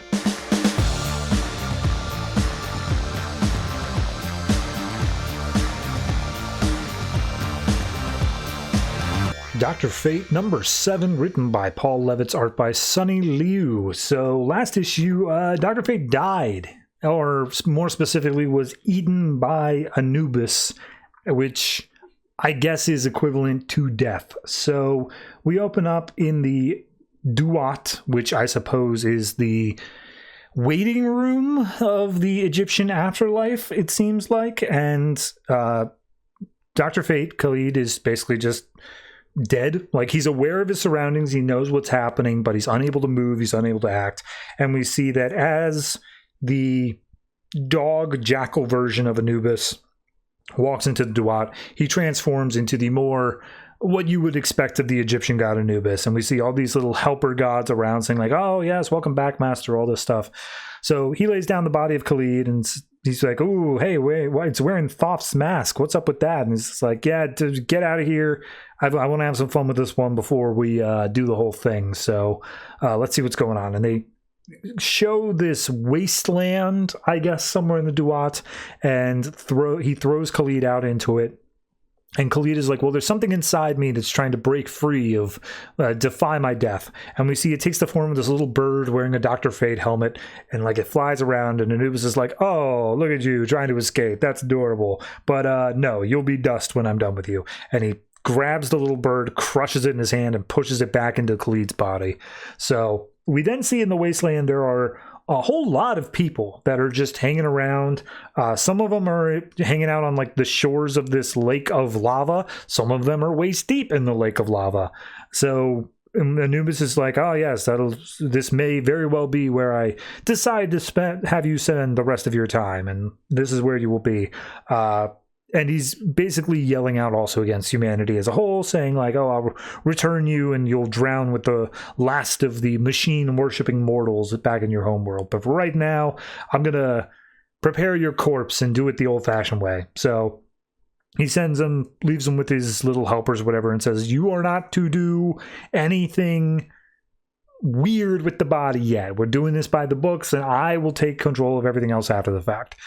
So we cut back to actual real life, and we see that the evacuation notice for this flood has reached Khalid's parents. She's trying to pack up all the family photos, and the dad's like, yeah, you should have scanned them. Too late now. But then suddenly Puck the cat, their cat, is at the window, and it hops in and starts immediately like snuggling up with the dad. The dad's like, A, you never liked me before, cat. I don't know why you're coming to me now. But B, I'm not sure you're our cat, because you got a lot more like white fur on you, and I don't think that's our cat. But regardless, it stares down the dad, and because the cat obviously has the soul of whatever Egyptian god in it, it starts communicating with him, and he's saying that he must send Khalid the pharaoh's staff or whatever. So we cut back to Anubis, who's ready to start carving into Khalid, and Khalid is again like, I'm aware of everything. I can't feel anything, but like, it's weird. I don't know what's happening. And we see Anubis plunges the knife into his chest and pulls out Khalid's heart. And he holds it above his head, being like, I don't know. It feels pretty heavy. Feels like you got a lot of sins in there, but I'll go off and take care of that. In the meantime, again, helper guys, do not touch this body. Leave it alone. And they're like, yeah, okay, no problem. So Khalid, properly freaked out now, starts like praying to Nabu, the helmet. He's like, I swear I'll be good for the rest of my life. Just please, someone help me. And the helmet's just like, I don't have any power here, man. The only one who theoretically can come in and help is Thoth themselves, but his spirit has passed on. And we see Khalid tries praying to Thoth anyway, and then all of a sudden, Thoth forms in the Duat, and he's like, all right, everyone hold your stuff. Nobody's talking to Anubis. I'm gonna go deal with it myself. But right now, Khalid, you got my helmet. You prayed to me. That's all it took. Just a little bit of prayer here in the Duat. So I'm gonna go and talk to Anubis and see what we can do about this. So we go to the scales, and for anyone who's not familiar, your heart gets weighed against the feather of truth, and if it's lighter than that, you go to the good place. If it's heavier, you go to the bad place. And Anubis puts the heart on the scale, and the feather of truth is heavier than his heart. He is going to the good place. And Anubis is like, well, I don't like that. So he just pushes down on the scale, and he's like, there, see, damned to all of eternity, no problem. And that's where Thoth shows up and says, now, wait a minute, hold on. Osiris needs to be the official judge of these things, and he's not here, so I'm not letting this one pass. You get out of here, Anubis. You're stepping over your lines. Anubis is like, all of you other Egyptian gods are useless. Thoth, you represent wisdom. Nobody is praying to the god of wisdom nowadays. You know who they pray to? You know who they worship, whether they realize it or not? Me, the god of death. And so Anubis starts attacking Thoth and is basically just usurping. He's saying like, yeah, no, screw the old ways. I don't care anything about that. I'm taking full control of everything now. So it's Thoth versus Anubis, and Thoth does get overrun. He doesn't have the power to take on Anubis, and he's basically the big god, the huge one in Egyptian culture is called Atum.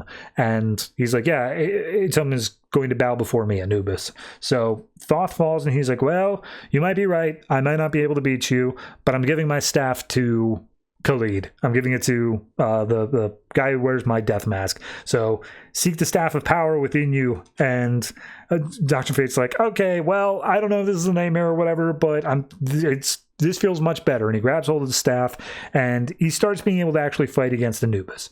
And it's doing pretty well, but he is getting freaked out. He's just like, oh God, am I going to have to die again? Like, is that what the Sphinx said before, where I have to come here and give my blood price and all that? And Nabu's just like, listen to your ancestors.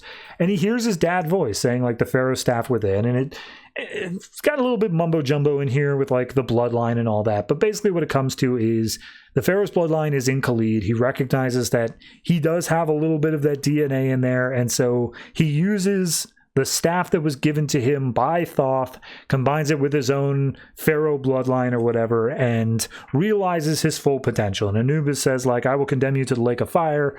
Khalid says, that's not my fate. And he talks about his life at home, and he's like, that's my fate. That's where I'm going back to. So he fights against Anubis. And Anubis is like, what the hell is this? And Khalid points out, the pharaohs were the chosen priests of a tomb, and you just said you wanted to replace him. Maybe he's got pissed off at that, and he's giving me a power boost. So Anubis goes down and gets shrunken back into his tiny little jackal form, and he's like, all right, we're going to talk about you leaving the real world alone for a very long, long time.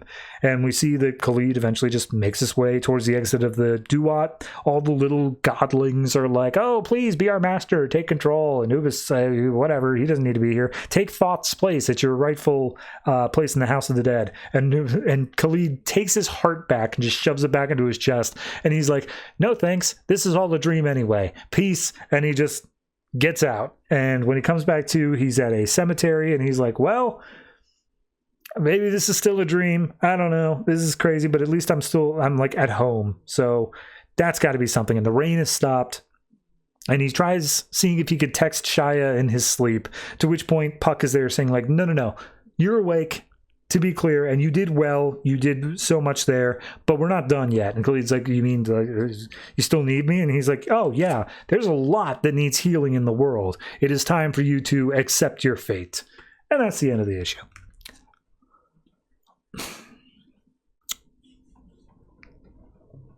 Okay. So my one critique that I've had through this series is that it doesn't feel like any issue is really making forward progress. I think the last two did better. One with him ending up blind, the next one with him ending up dead. This one, obviously, it ends the arc. We end the whole thing with Anubis, and it feels like, yeah, we set up the things that we needed to do here in order to get to this point. My critique comes to the standpoint of we overdid it. The fact that like he has the Pharaoh's blood was something that was mentioned in every single issue leading up to this point, and the fact that it kind of becomes the thing that's more important than anything else here is like, okay, but like that's not a reveal. That's not something like this has been a thing that's always been the case. And then once again, to end it with Khalid saying, oh, I must be asleep. I must be dreaming. This is all too crazy. Like, just let him accept that it's happening. Come on. It takes so much out of it to just come out of it and just be a hero like, oh, well, that was a weird dream, right? Haha. I get it might be more realistic because the alternative in like a real world scenario is you're having a mental breakdown, but it's a superhero con. Superman is in this guy's world. It should just be a thing where he's like, yeah, okay, I'm a superhero now. Cool. So, I don't know. I like the issue. I like what it does, but like for the whole arc, looking at the things that we kept doing over and over again, it's kind of annoying. It's kind of just annoying in its own right because it's just been the same thing. So I guess I'll say I'm going to say a 7. I think my heart is saying a 6.5, but I like enough of the mythology and I like the way they set up the thought stuff that I'm going to bump it up to a 7. So take from that what you will, but that's arc 1 of Dr. Fate completed.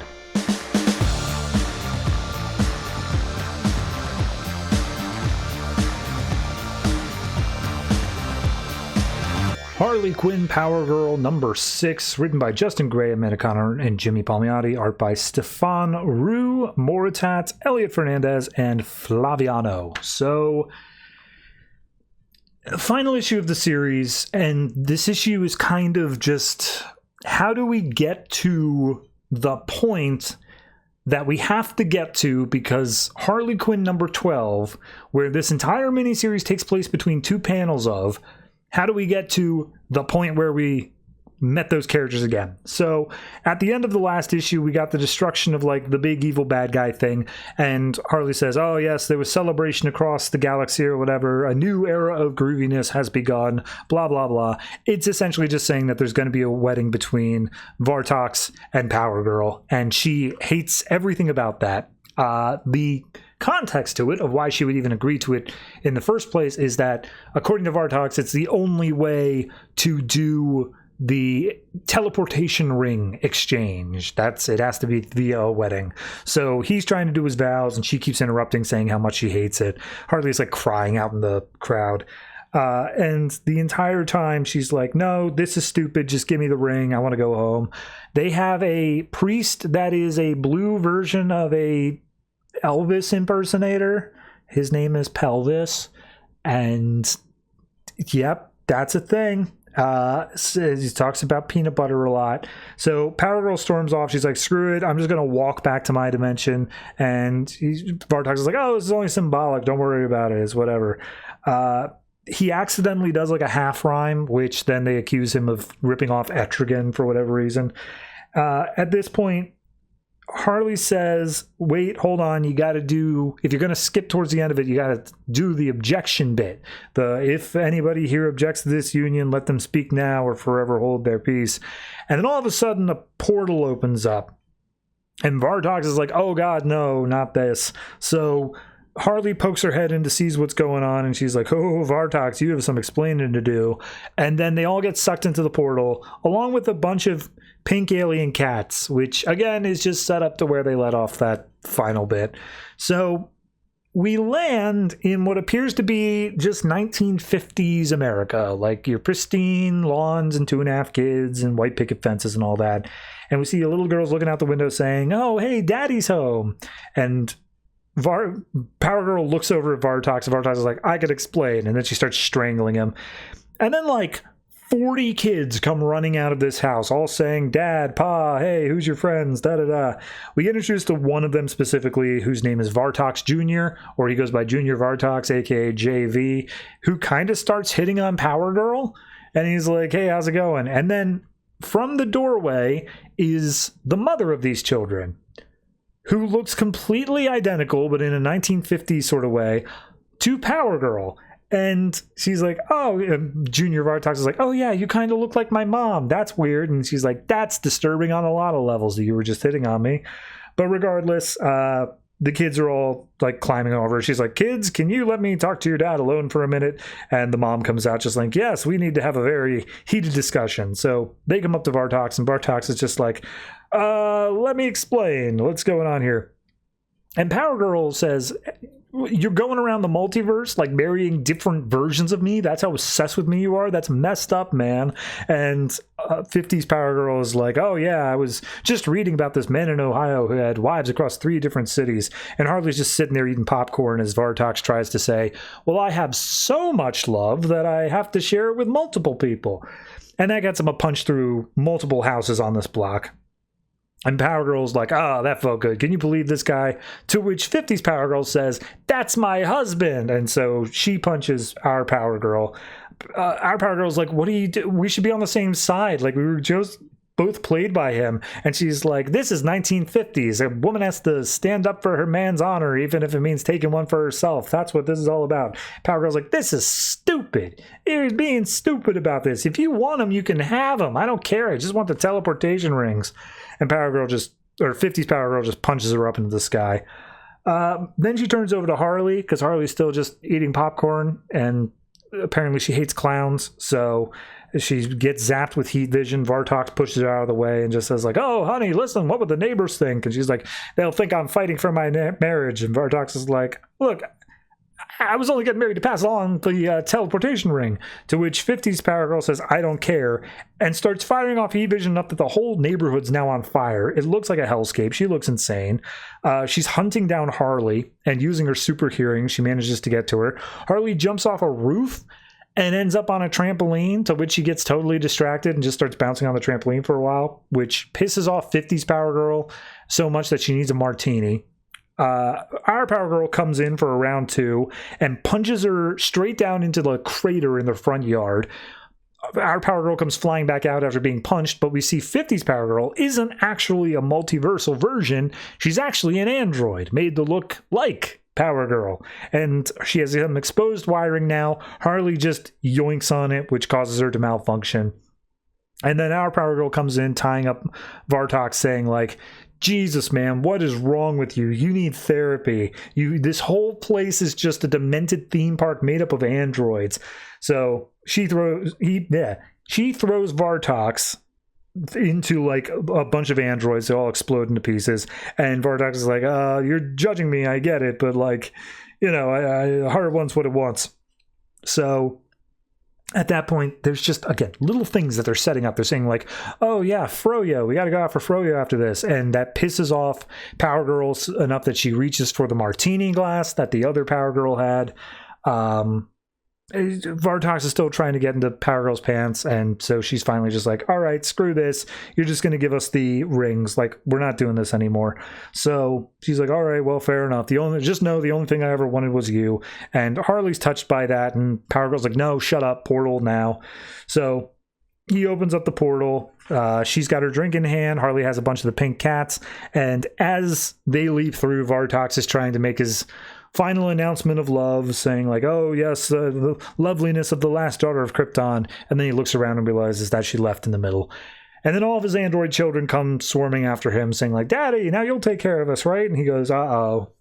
And then we get a repeat of the page from Harley Quinn number 12, showing that they left through the portal and then they popped right back out afterwards.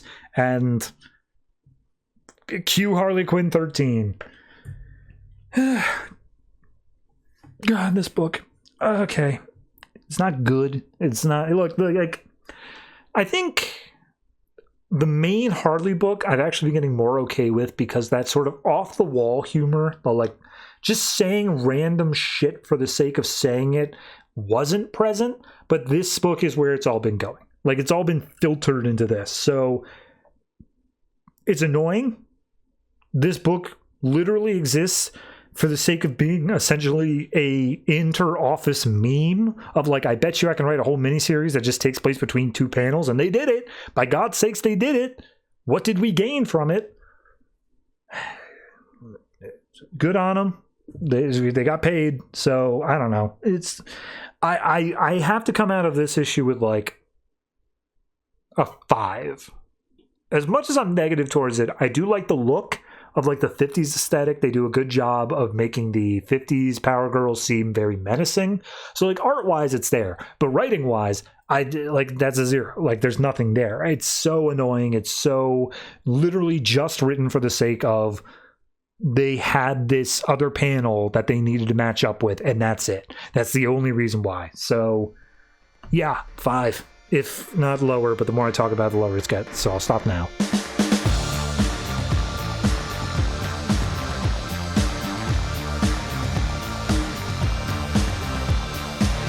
Batman and Robin Eternal number 13, written by Snyder and Tynion, art by Marcio Takara. So this issue we pick up with somewhere on the Ukrainian border where apparently there's a jet plane with some weird agents or whatever, Argus, and there's a giant diamond mine. That's this super deep hole that apparently tapped into some natural gases that killed everyone that was working in the hole. And there's like a no-fly zone over this hole at all, to which the Argus agents don't realize until they are directly over top of it. And they're like, wait a minute, my flight plan didn't take us anywhere near this area. What the hell are we doing here? And then all of a sudden the airlock opens up. Someone stole a drop suit, and it's like, whoa, what was this? Someone was here the whole time, and we see it's Cassandra, and she's dropping into this hellhole in the middle of the earth. And she's wearing like a batsuit glider, and she ends up casting it off and causing it to explode so that no one else can follow her down. And the whole reason she's doing that is that apparently in this hole is where Mother's nursery is. So she finds it, a turret pops out to attack her, and she just immediately disarms it with no issue whatsoever. And as she makes her way in, she starts having flashbacks. So it goes several years ago.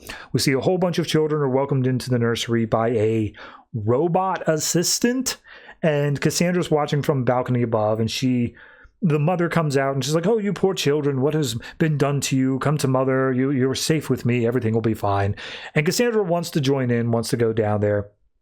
And that's where David Kane comes up and says, hey, what are you doing? What are you doing here? It's forbidden to go down there. How dare you? If you want to go down there and learn so much, I'll throw you in the black box again. How would you like that? A month without seeing or hearing anything. Maybe you'll learn your lesson. So Cassandra makes her way further into the place. She has more flashbacks. The robots are guiding the children around, and Cassandra once again sneaks out to go join them. But this time the sculptor comes in and finds her saying like, hey, Cassandra, you shouldn't be out here. That's not the way that you're supposed to be raised. And Cassandra looks at her, and Sculptor's like, I'm not going to tell on you. I'm not going to put you in the black box. Let's just get you back to your room, your cell, and your dad will never find out. And Cassandra looks over at 2 kids who are hugging. And she looks over at the Sculptor, and Sculptor's like, that's a hug. It's how people show affection with one another. It's how they show they care. And Cassandra just hugs Sculptor, and she seems to find some level of peace in it. And Sculptor goes, what the hell are you doing? That's not part of your training. You can't ever do that again. Never, ever do that. What the hell? So we see that the robot starts yelling, intruder, intruder. Cassandra tackles it to the ground and activates helpful mode, to which point it's like, oh, hello, I am here to assist. Please input a command. And Cassandra slowly stutters out the words, where children? And she's like, oh, yes, the children. Follow me. So many children have been returning the past few weeks. I take them to the hatchery. So we go down to this room that has a whole bunch of what seem to be like torture devices or whatever. And Cassandra's immediately like, all right, this was a trap. So she slices the robot in half. Or sorry, she looks over at the robot. It gets sliced in half by David Kane, who's like, oh, yes, you return. There's no escaping this time. And he grabs hold of her, puts her in one of these like torture chairs, and just like, what did you think you would gain by coming here? You wanted to come here and free the other children? Is that what you were doing? That's pathetic. I did not raise you to be pathetic. So if you want to visit the children so badly, so be it. And he drops her down into the pit, and inside are, as far as I can tell, the already completely dead corpses of all of the other children raised by Mother. And David points out, like, I want you to understand something, that, like, I'm not doing this to be cruel. It's because I believe in Mother's process, and I believe that we could perfect it, and I believe that you would have been that if you didn't keep messing this up so much, if you kept on going against Mother and all the plans that we had for you and whatnot. And Cassandra grapples out. David gives chase, tries to fight her. She runs and hides. And he says, and I want you to know one other thing. You could have saved them all. The only reason they're dead now is because you exposed Mother. You made her fearful for the previous generation. And that's why they all had to be killed. This is all your fault because you ran to him. Flashback to Batman on a rooftop. It's right in the middle of Endgame. Joker's doing his whole thing. And he's like, look, Cassandra, it's great to have these names and all this stuff. I know she's alive now. That's good. But like, I got to go deal with this Joker thing. So if I don't survive, you get this information back to Dick Grayson, the first Robin, and he'll help you stop her. Okay. And Cassandra looks afraid, and Batman kneels down and says, look, I want you to understand. I know how much it still hurts you, but you are not what they made you to be. You can be whatever you want, and I'm going to stop Mother once and for all so that you have that opportunity. And she tears up and gives Batman a hug, and it seems to, again, be a much for her. So she's had blood on her fingers from all the children that were killed when she fell down in the pit. She uses that to basically paint a bat symbol mask on her head, or on her face. And as David Kane's stalking around, she jumps out of the shadows, throws a solid punch, and David's like, what, you really thought that would be? I taught you everything you know. You can't surprise me. To which point, he gets a whole bunch of little bat stickers on his back, and in comes Grayson and Harper Rose saying like, oh yeah, well, those things deliver 6,000 volts each. And so he gets tased into submission. Cassandra runs over, gives Harper a big hug, and he's like, oh yeah, I missed you too. But then a giant hologram mother appears saying like, oh, hey, don't worry about it. It's all going to end here tonight. I kind of wish that Red Hood and Red Robin, Jason and Tim would have shown up, but oh well, the bunch of you being here, I'm just going to have to put my plan into motion anyway. And David's like, Mother, I'm here. And she's like, yep, you are. And you've done your mother proud, but either way, there's no room for weakness, only perfection. I put a nuke in the nursery and it's going to be going off any second now. So bye. And that's where it ends.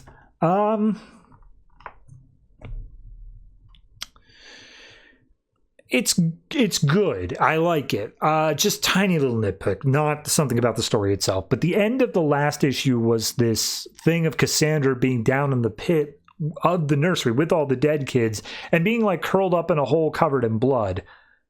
It's not at all what happens here. It's completely separate. It's very different from what's happened here.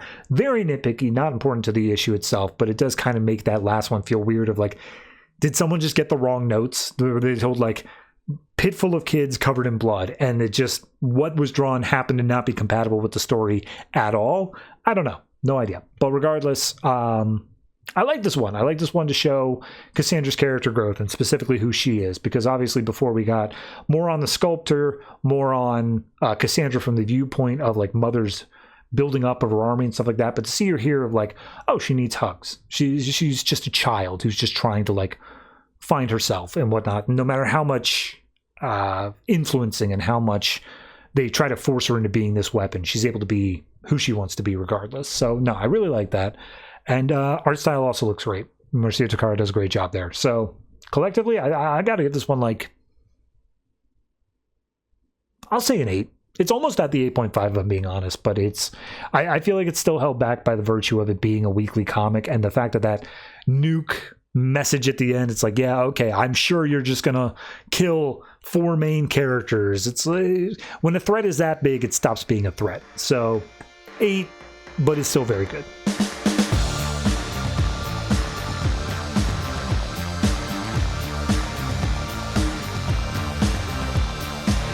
And that's it. That is all the comics that were put out by DC Comics this December 30th, 2015. And it's a bit weird because in the real world, right now, 2025, DC has a release date of December 31st, and they have decided not to put out anything. It's a completely empty week. So I'm actually reading more New 52 comics than I am reading like actual comics that are coming out now. And that's not for lack of trying. There's just nothing coming out this week. I don't know. Just found that weird that they would put out books when it's December 30th, but not when it's New Year's Eve itself. Anyway, next week, what have we got? We've actually only got like 9 comics to talk about. One of them super interesting. One of them is Telos. So, balances itself out there. Next week, we have in alphabetical order, Action Comics, Batman Beyond, Detective Comics, Green Arrow, Green Lantern, Midnighter, a brand new series of Swamp Thing, and Telos. And then, of course, our Batman and Robin Eternal weekly series. So that's going on. But no, Swamp Thing. I mean, for anyone who's been watching the show for a while, you'll know that the Scott Snyder leading into the Charles Soule run, both of those I viewed as fantastic. Those were both great series, especially the Charles Soule. I believe I believe this one is going to be a Luen series, maybe. I could be wrong on that, but we'll definitely see when we get there. But yeah, beyond that, I don't really have anything else to say. So if you have any comments for any of the comics that I talked about this week, last week, any week at all, you can go ahead and put them underneath the YouTube video if that's the version you're watching. But if you're listening to the audio version, you're like 6 weeks behind. I am horrible at updating the audio version. What are you doing? If you're hearing this, please, the finale's already out. Go check it out on YouTube.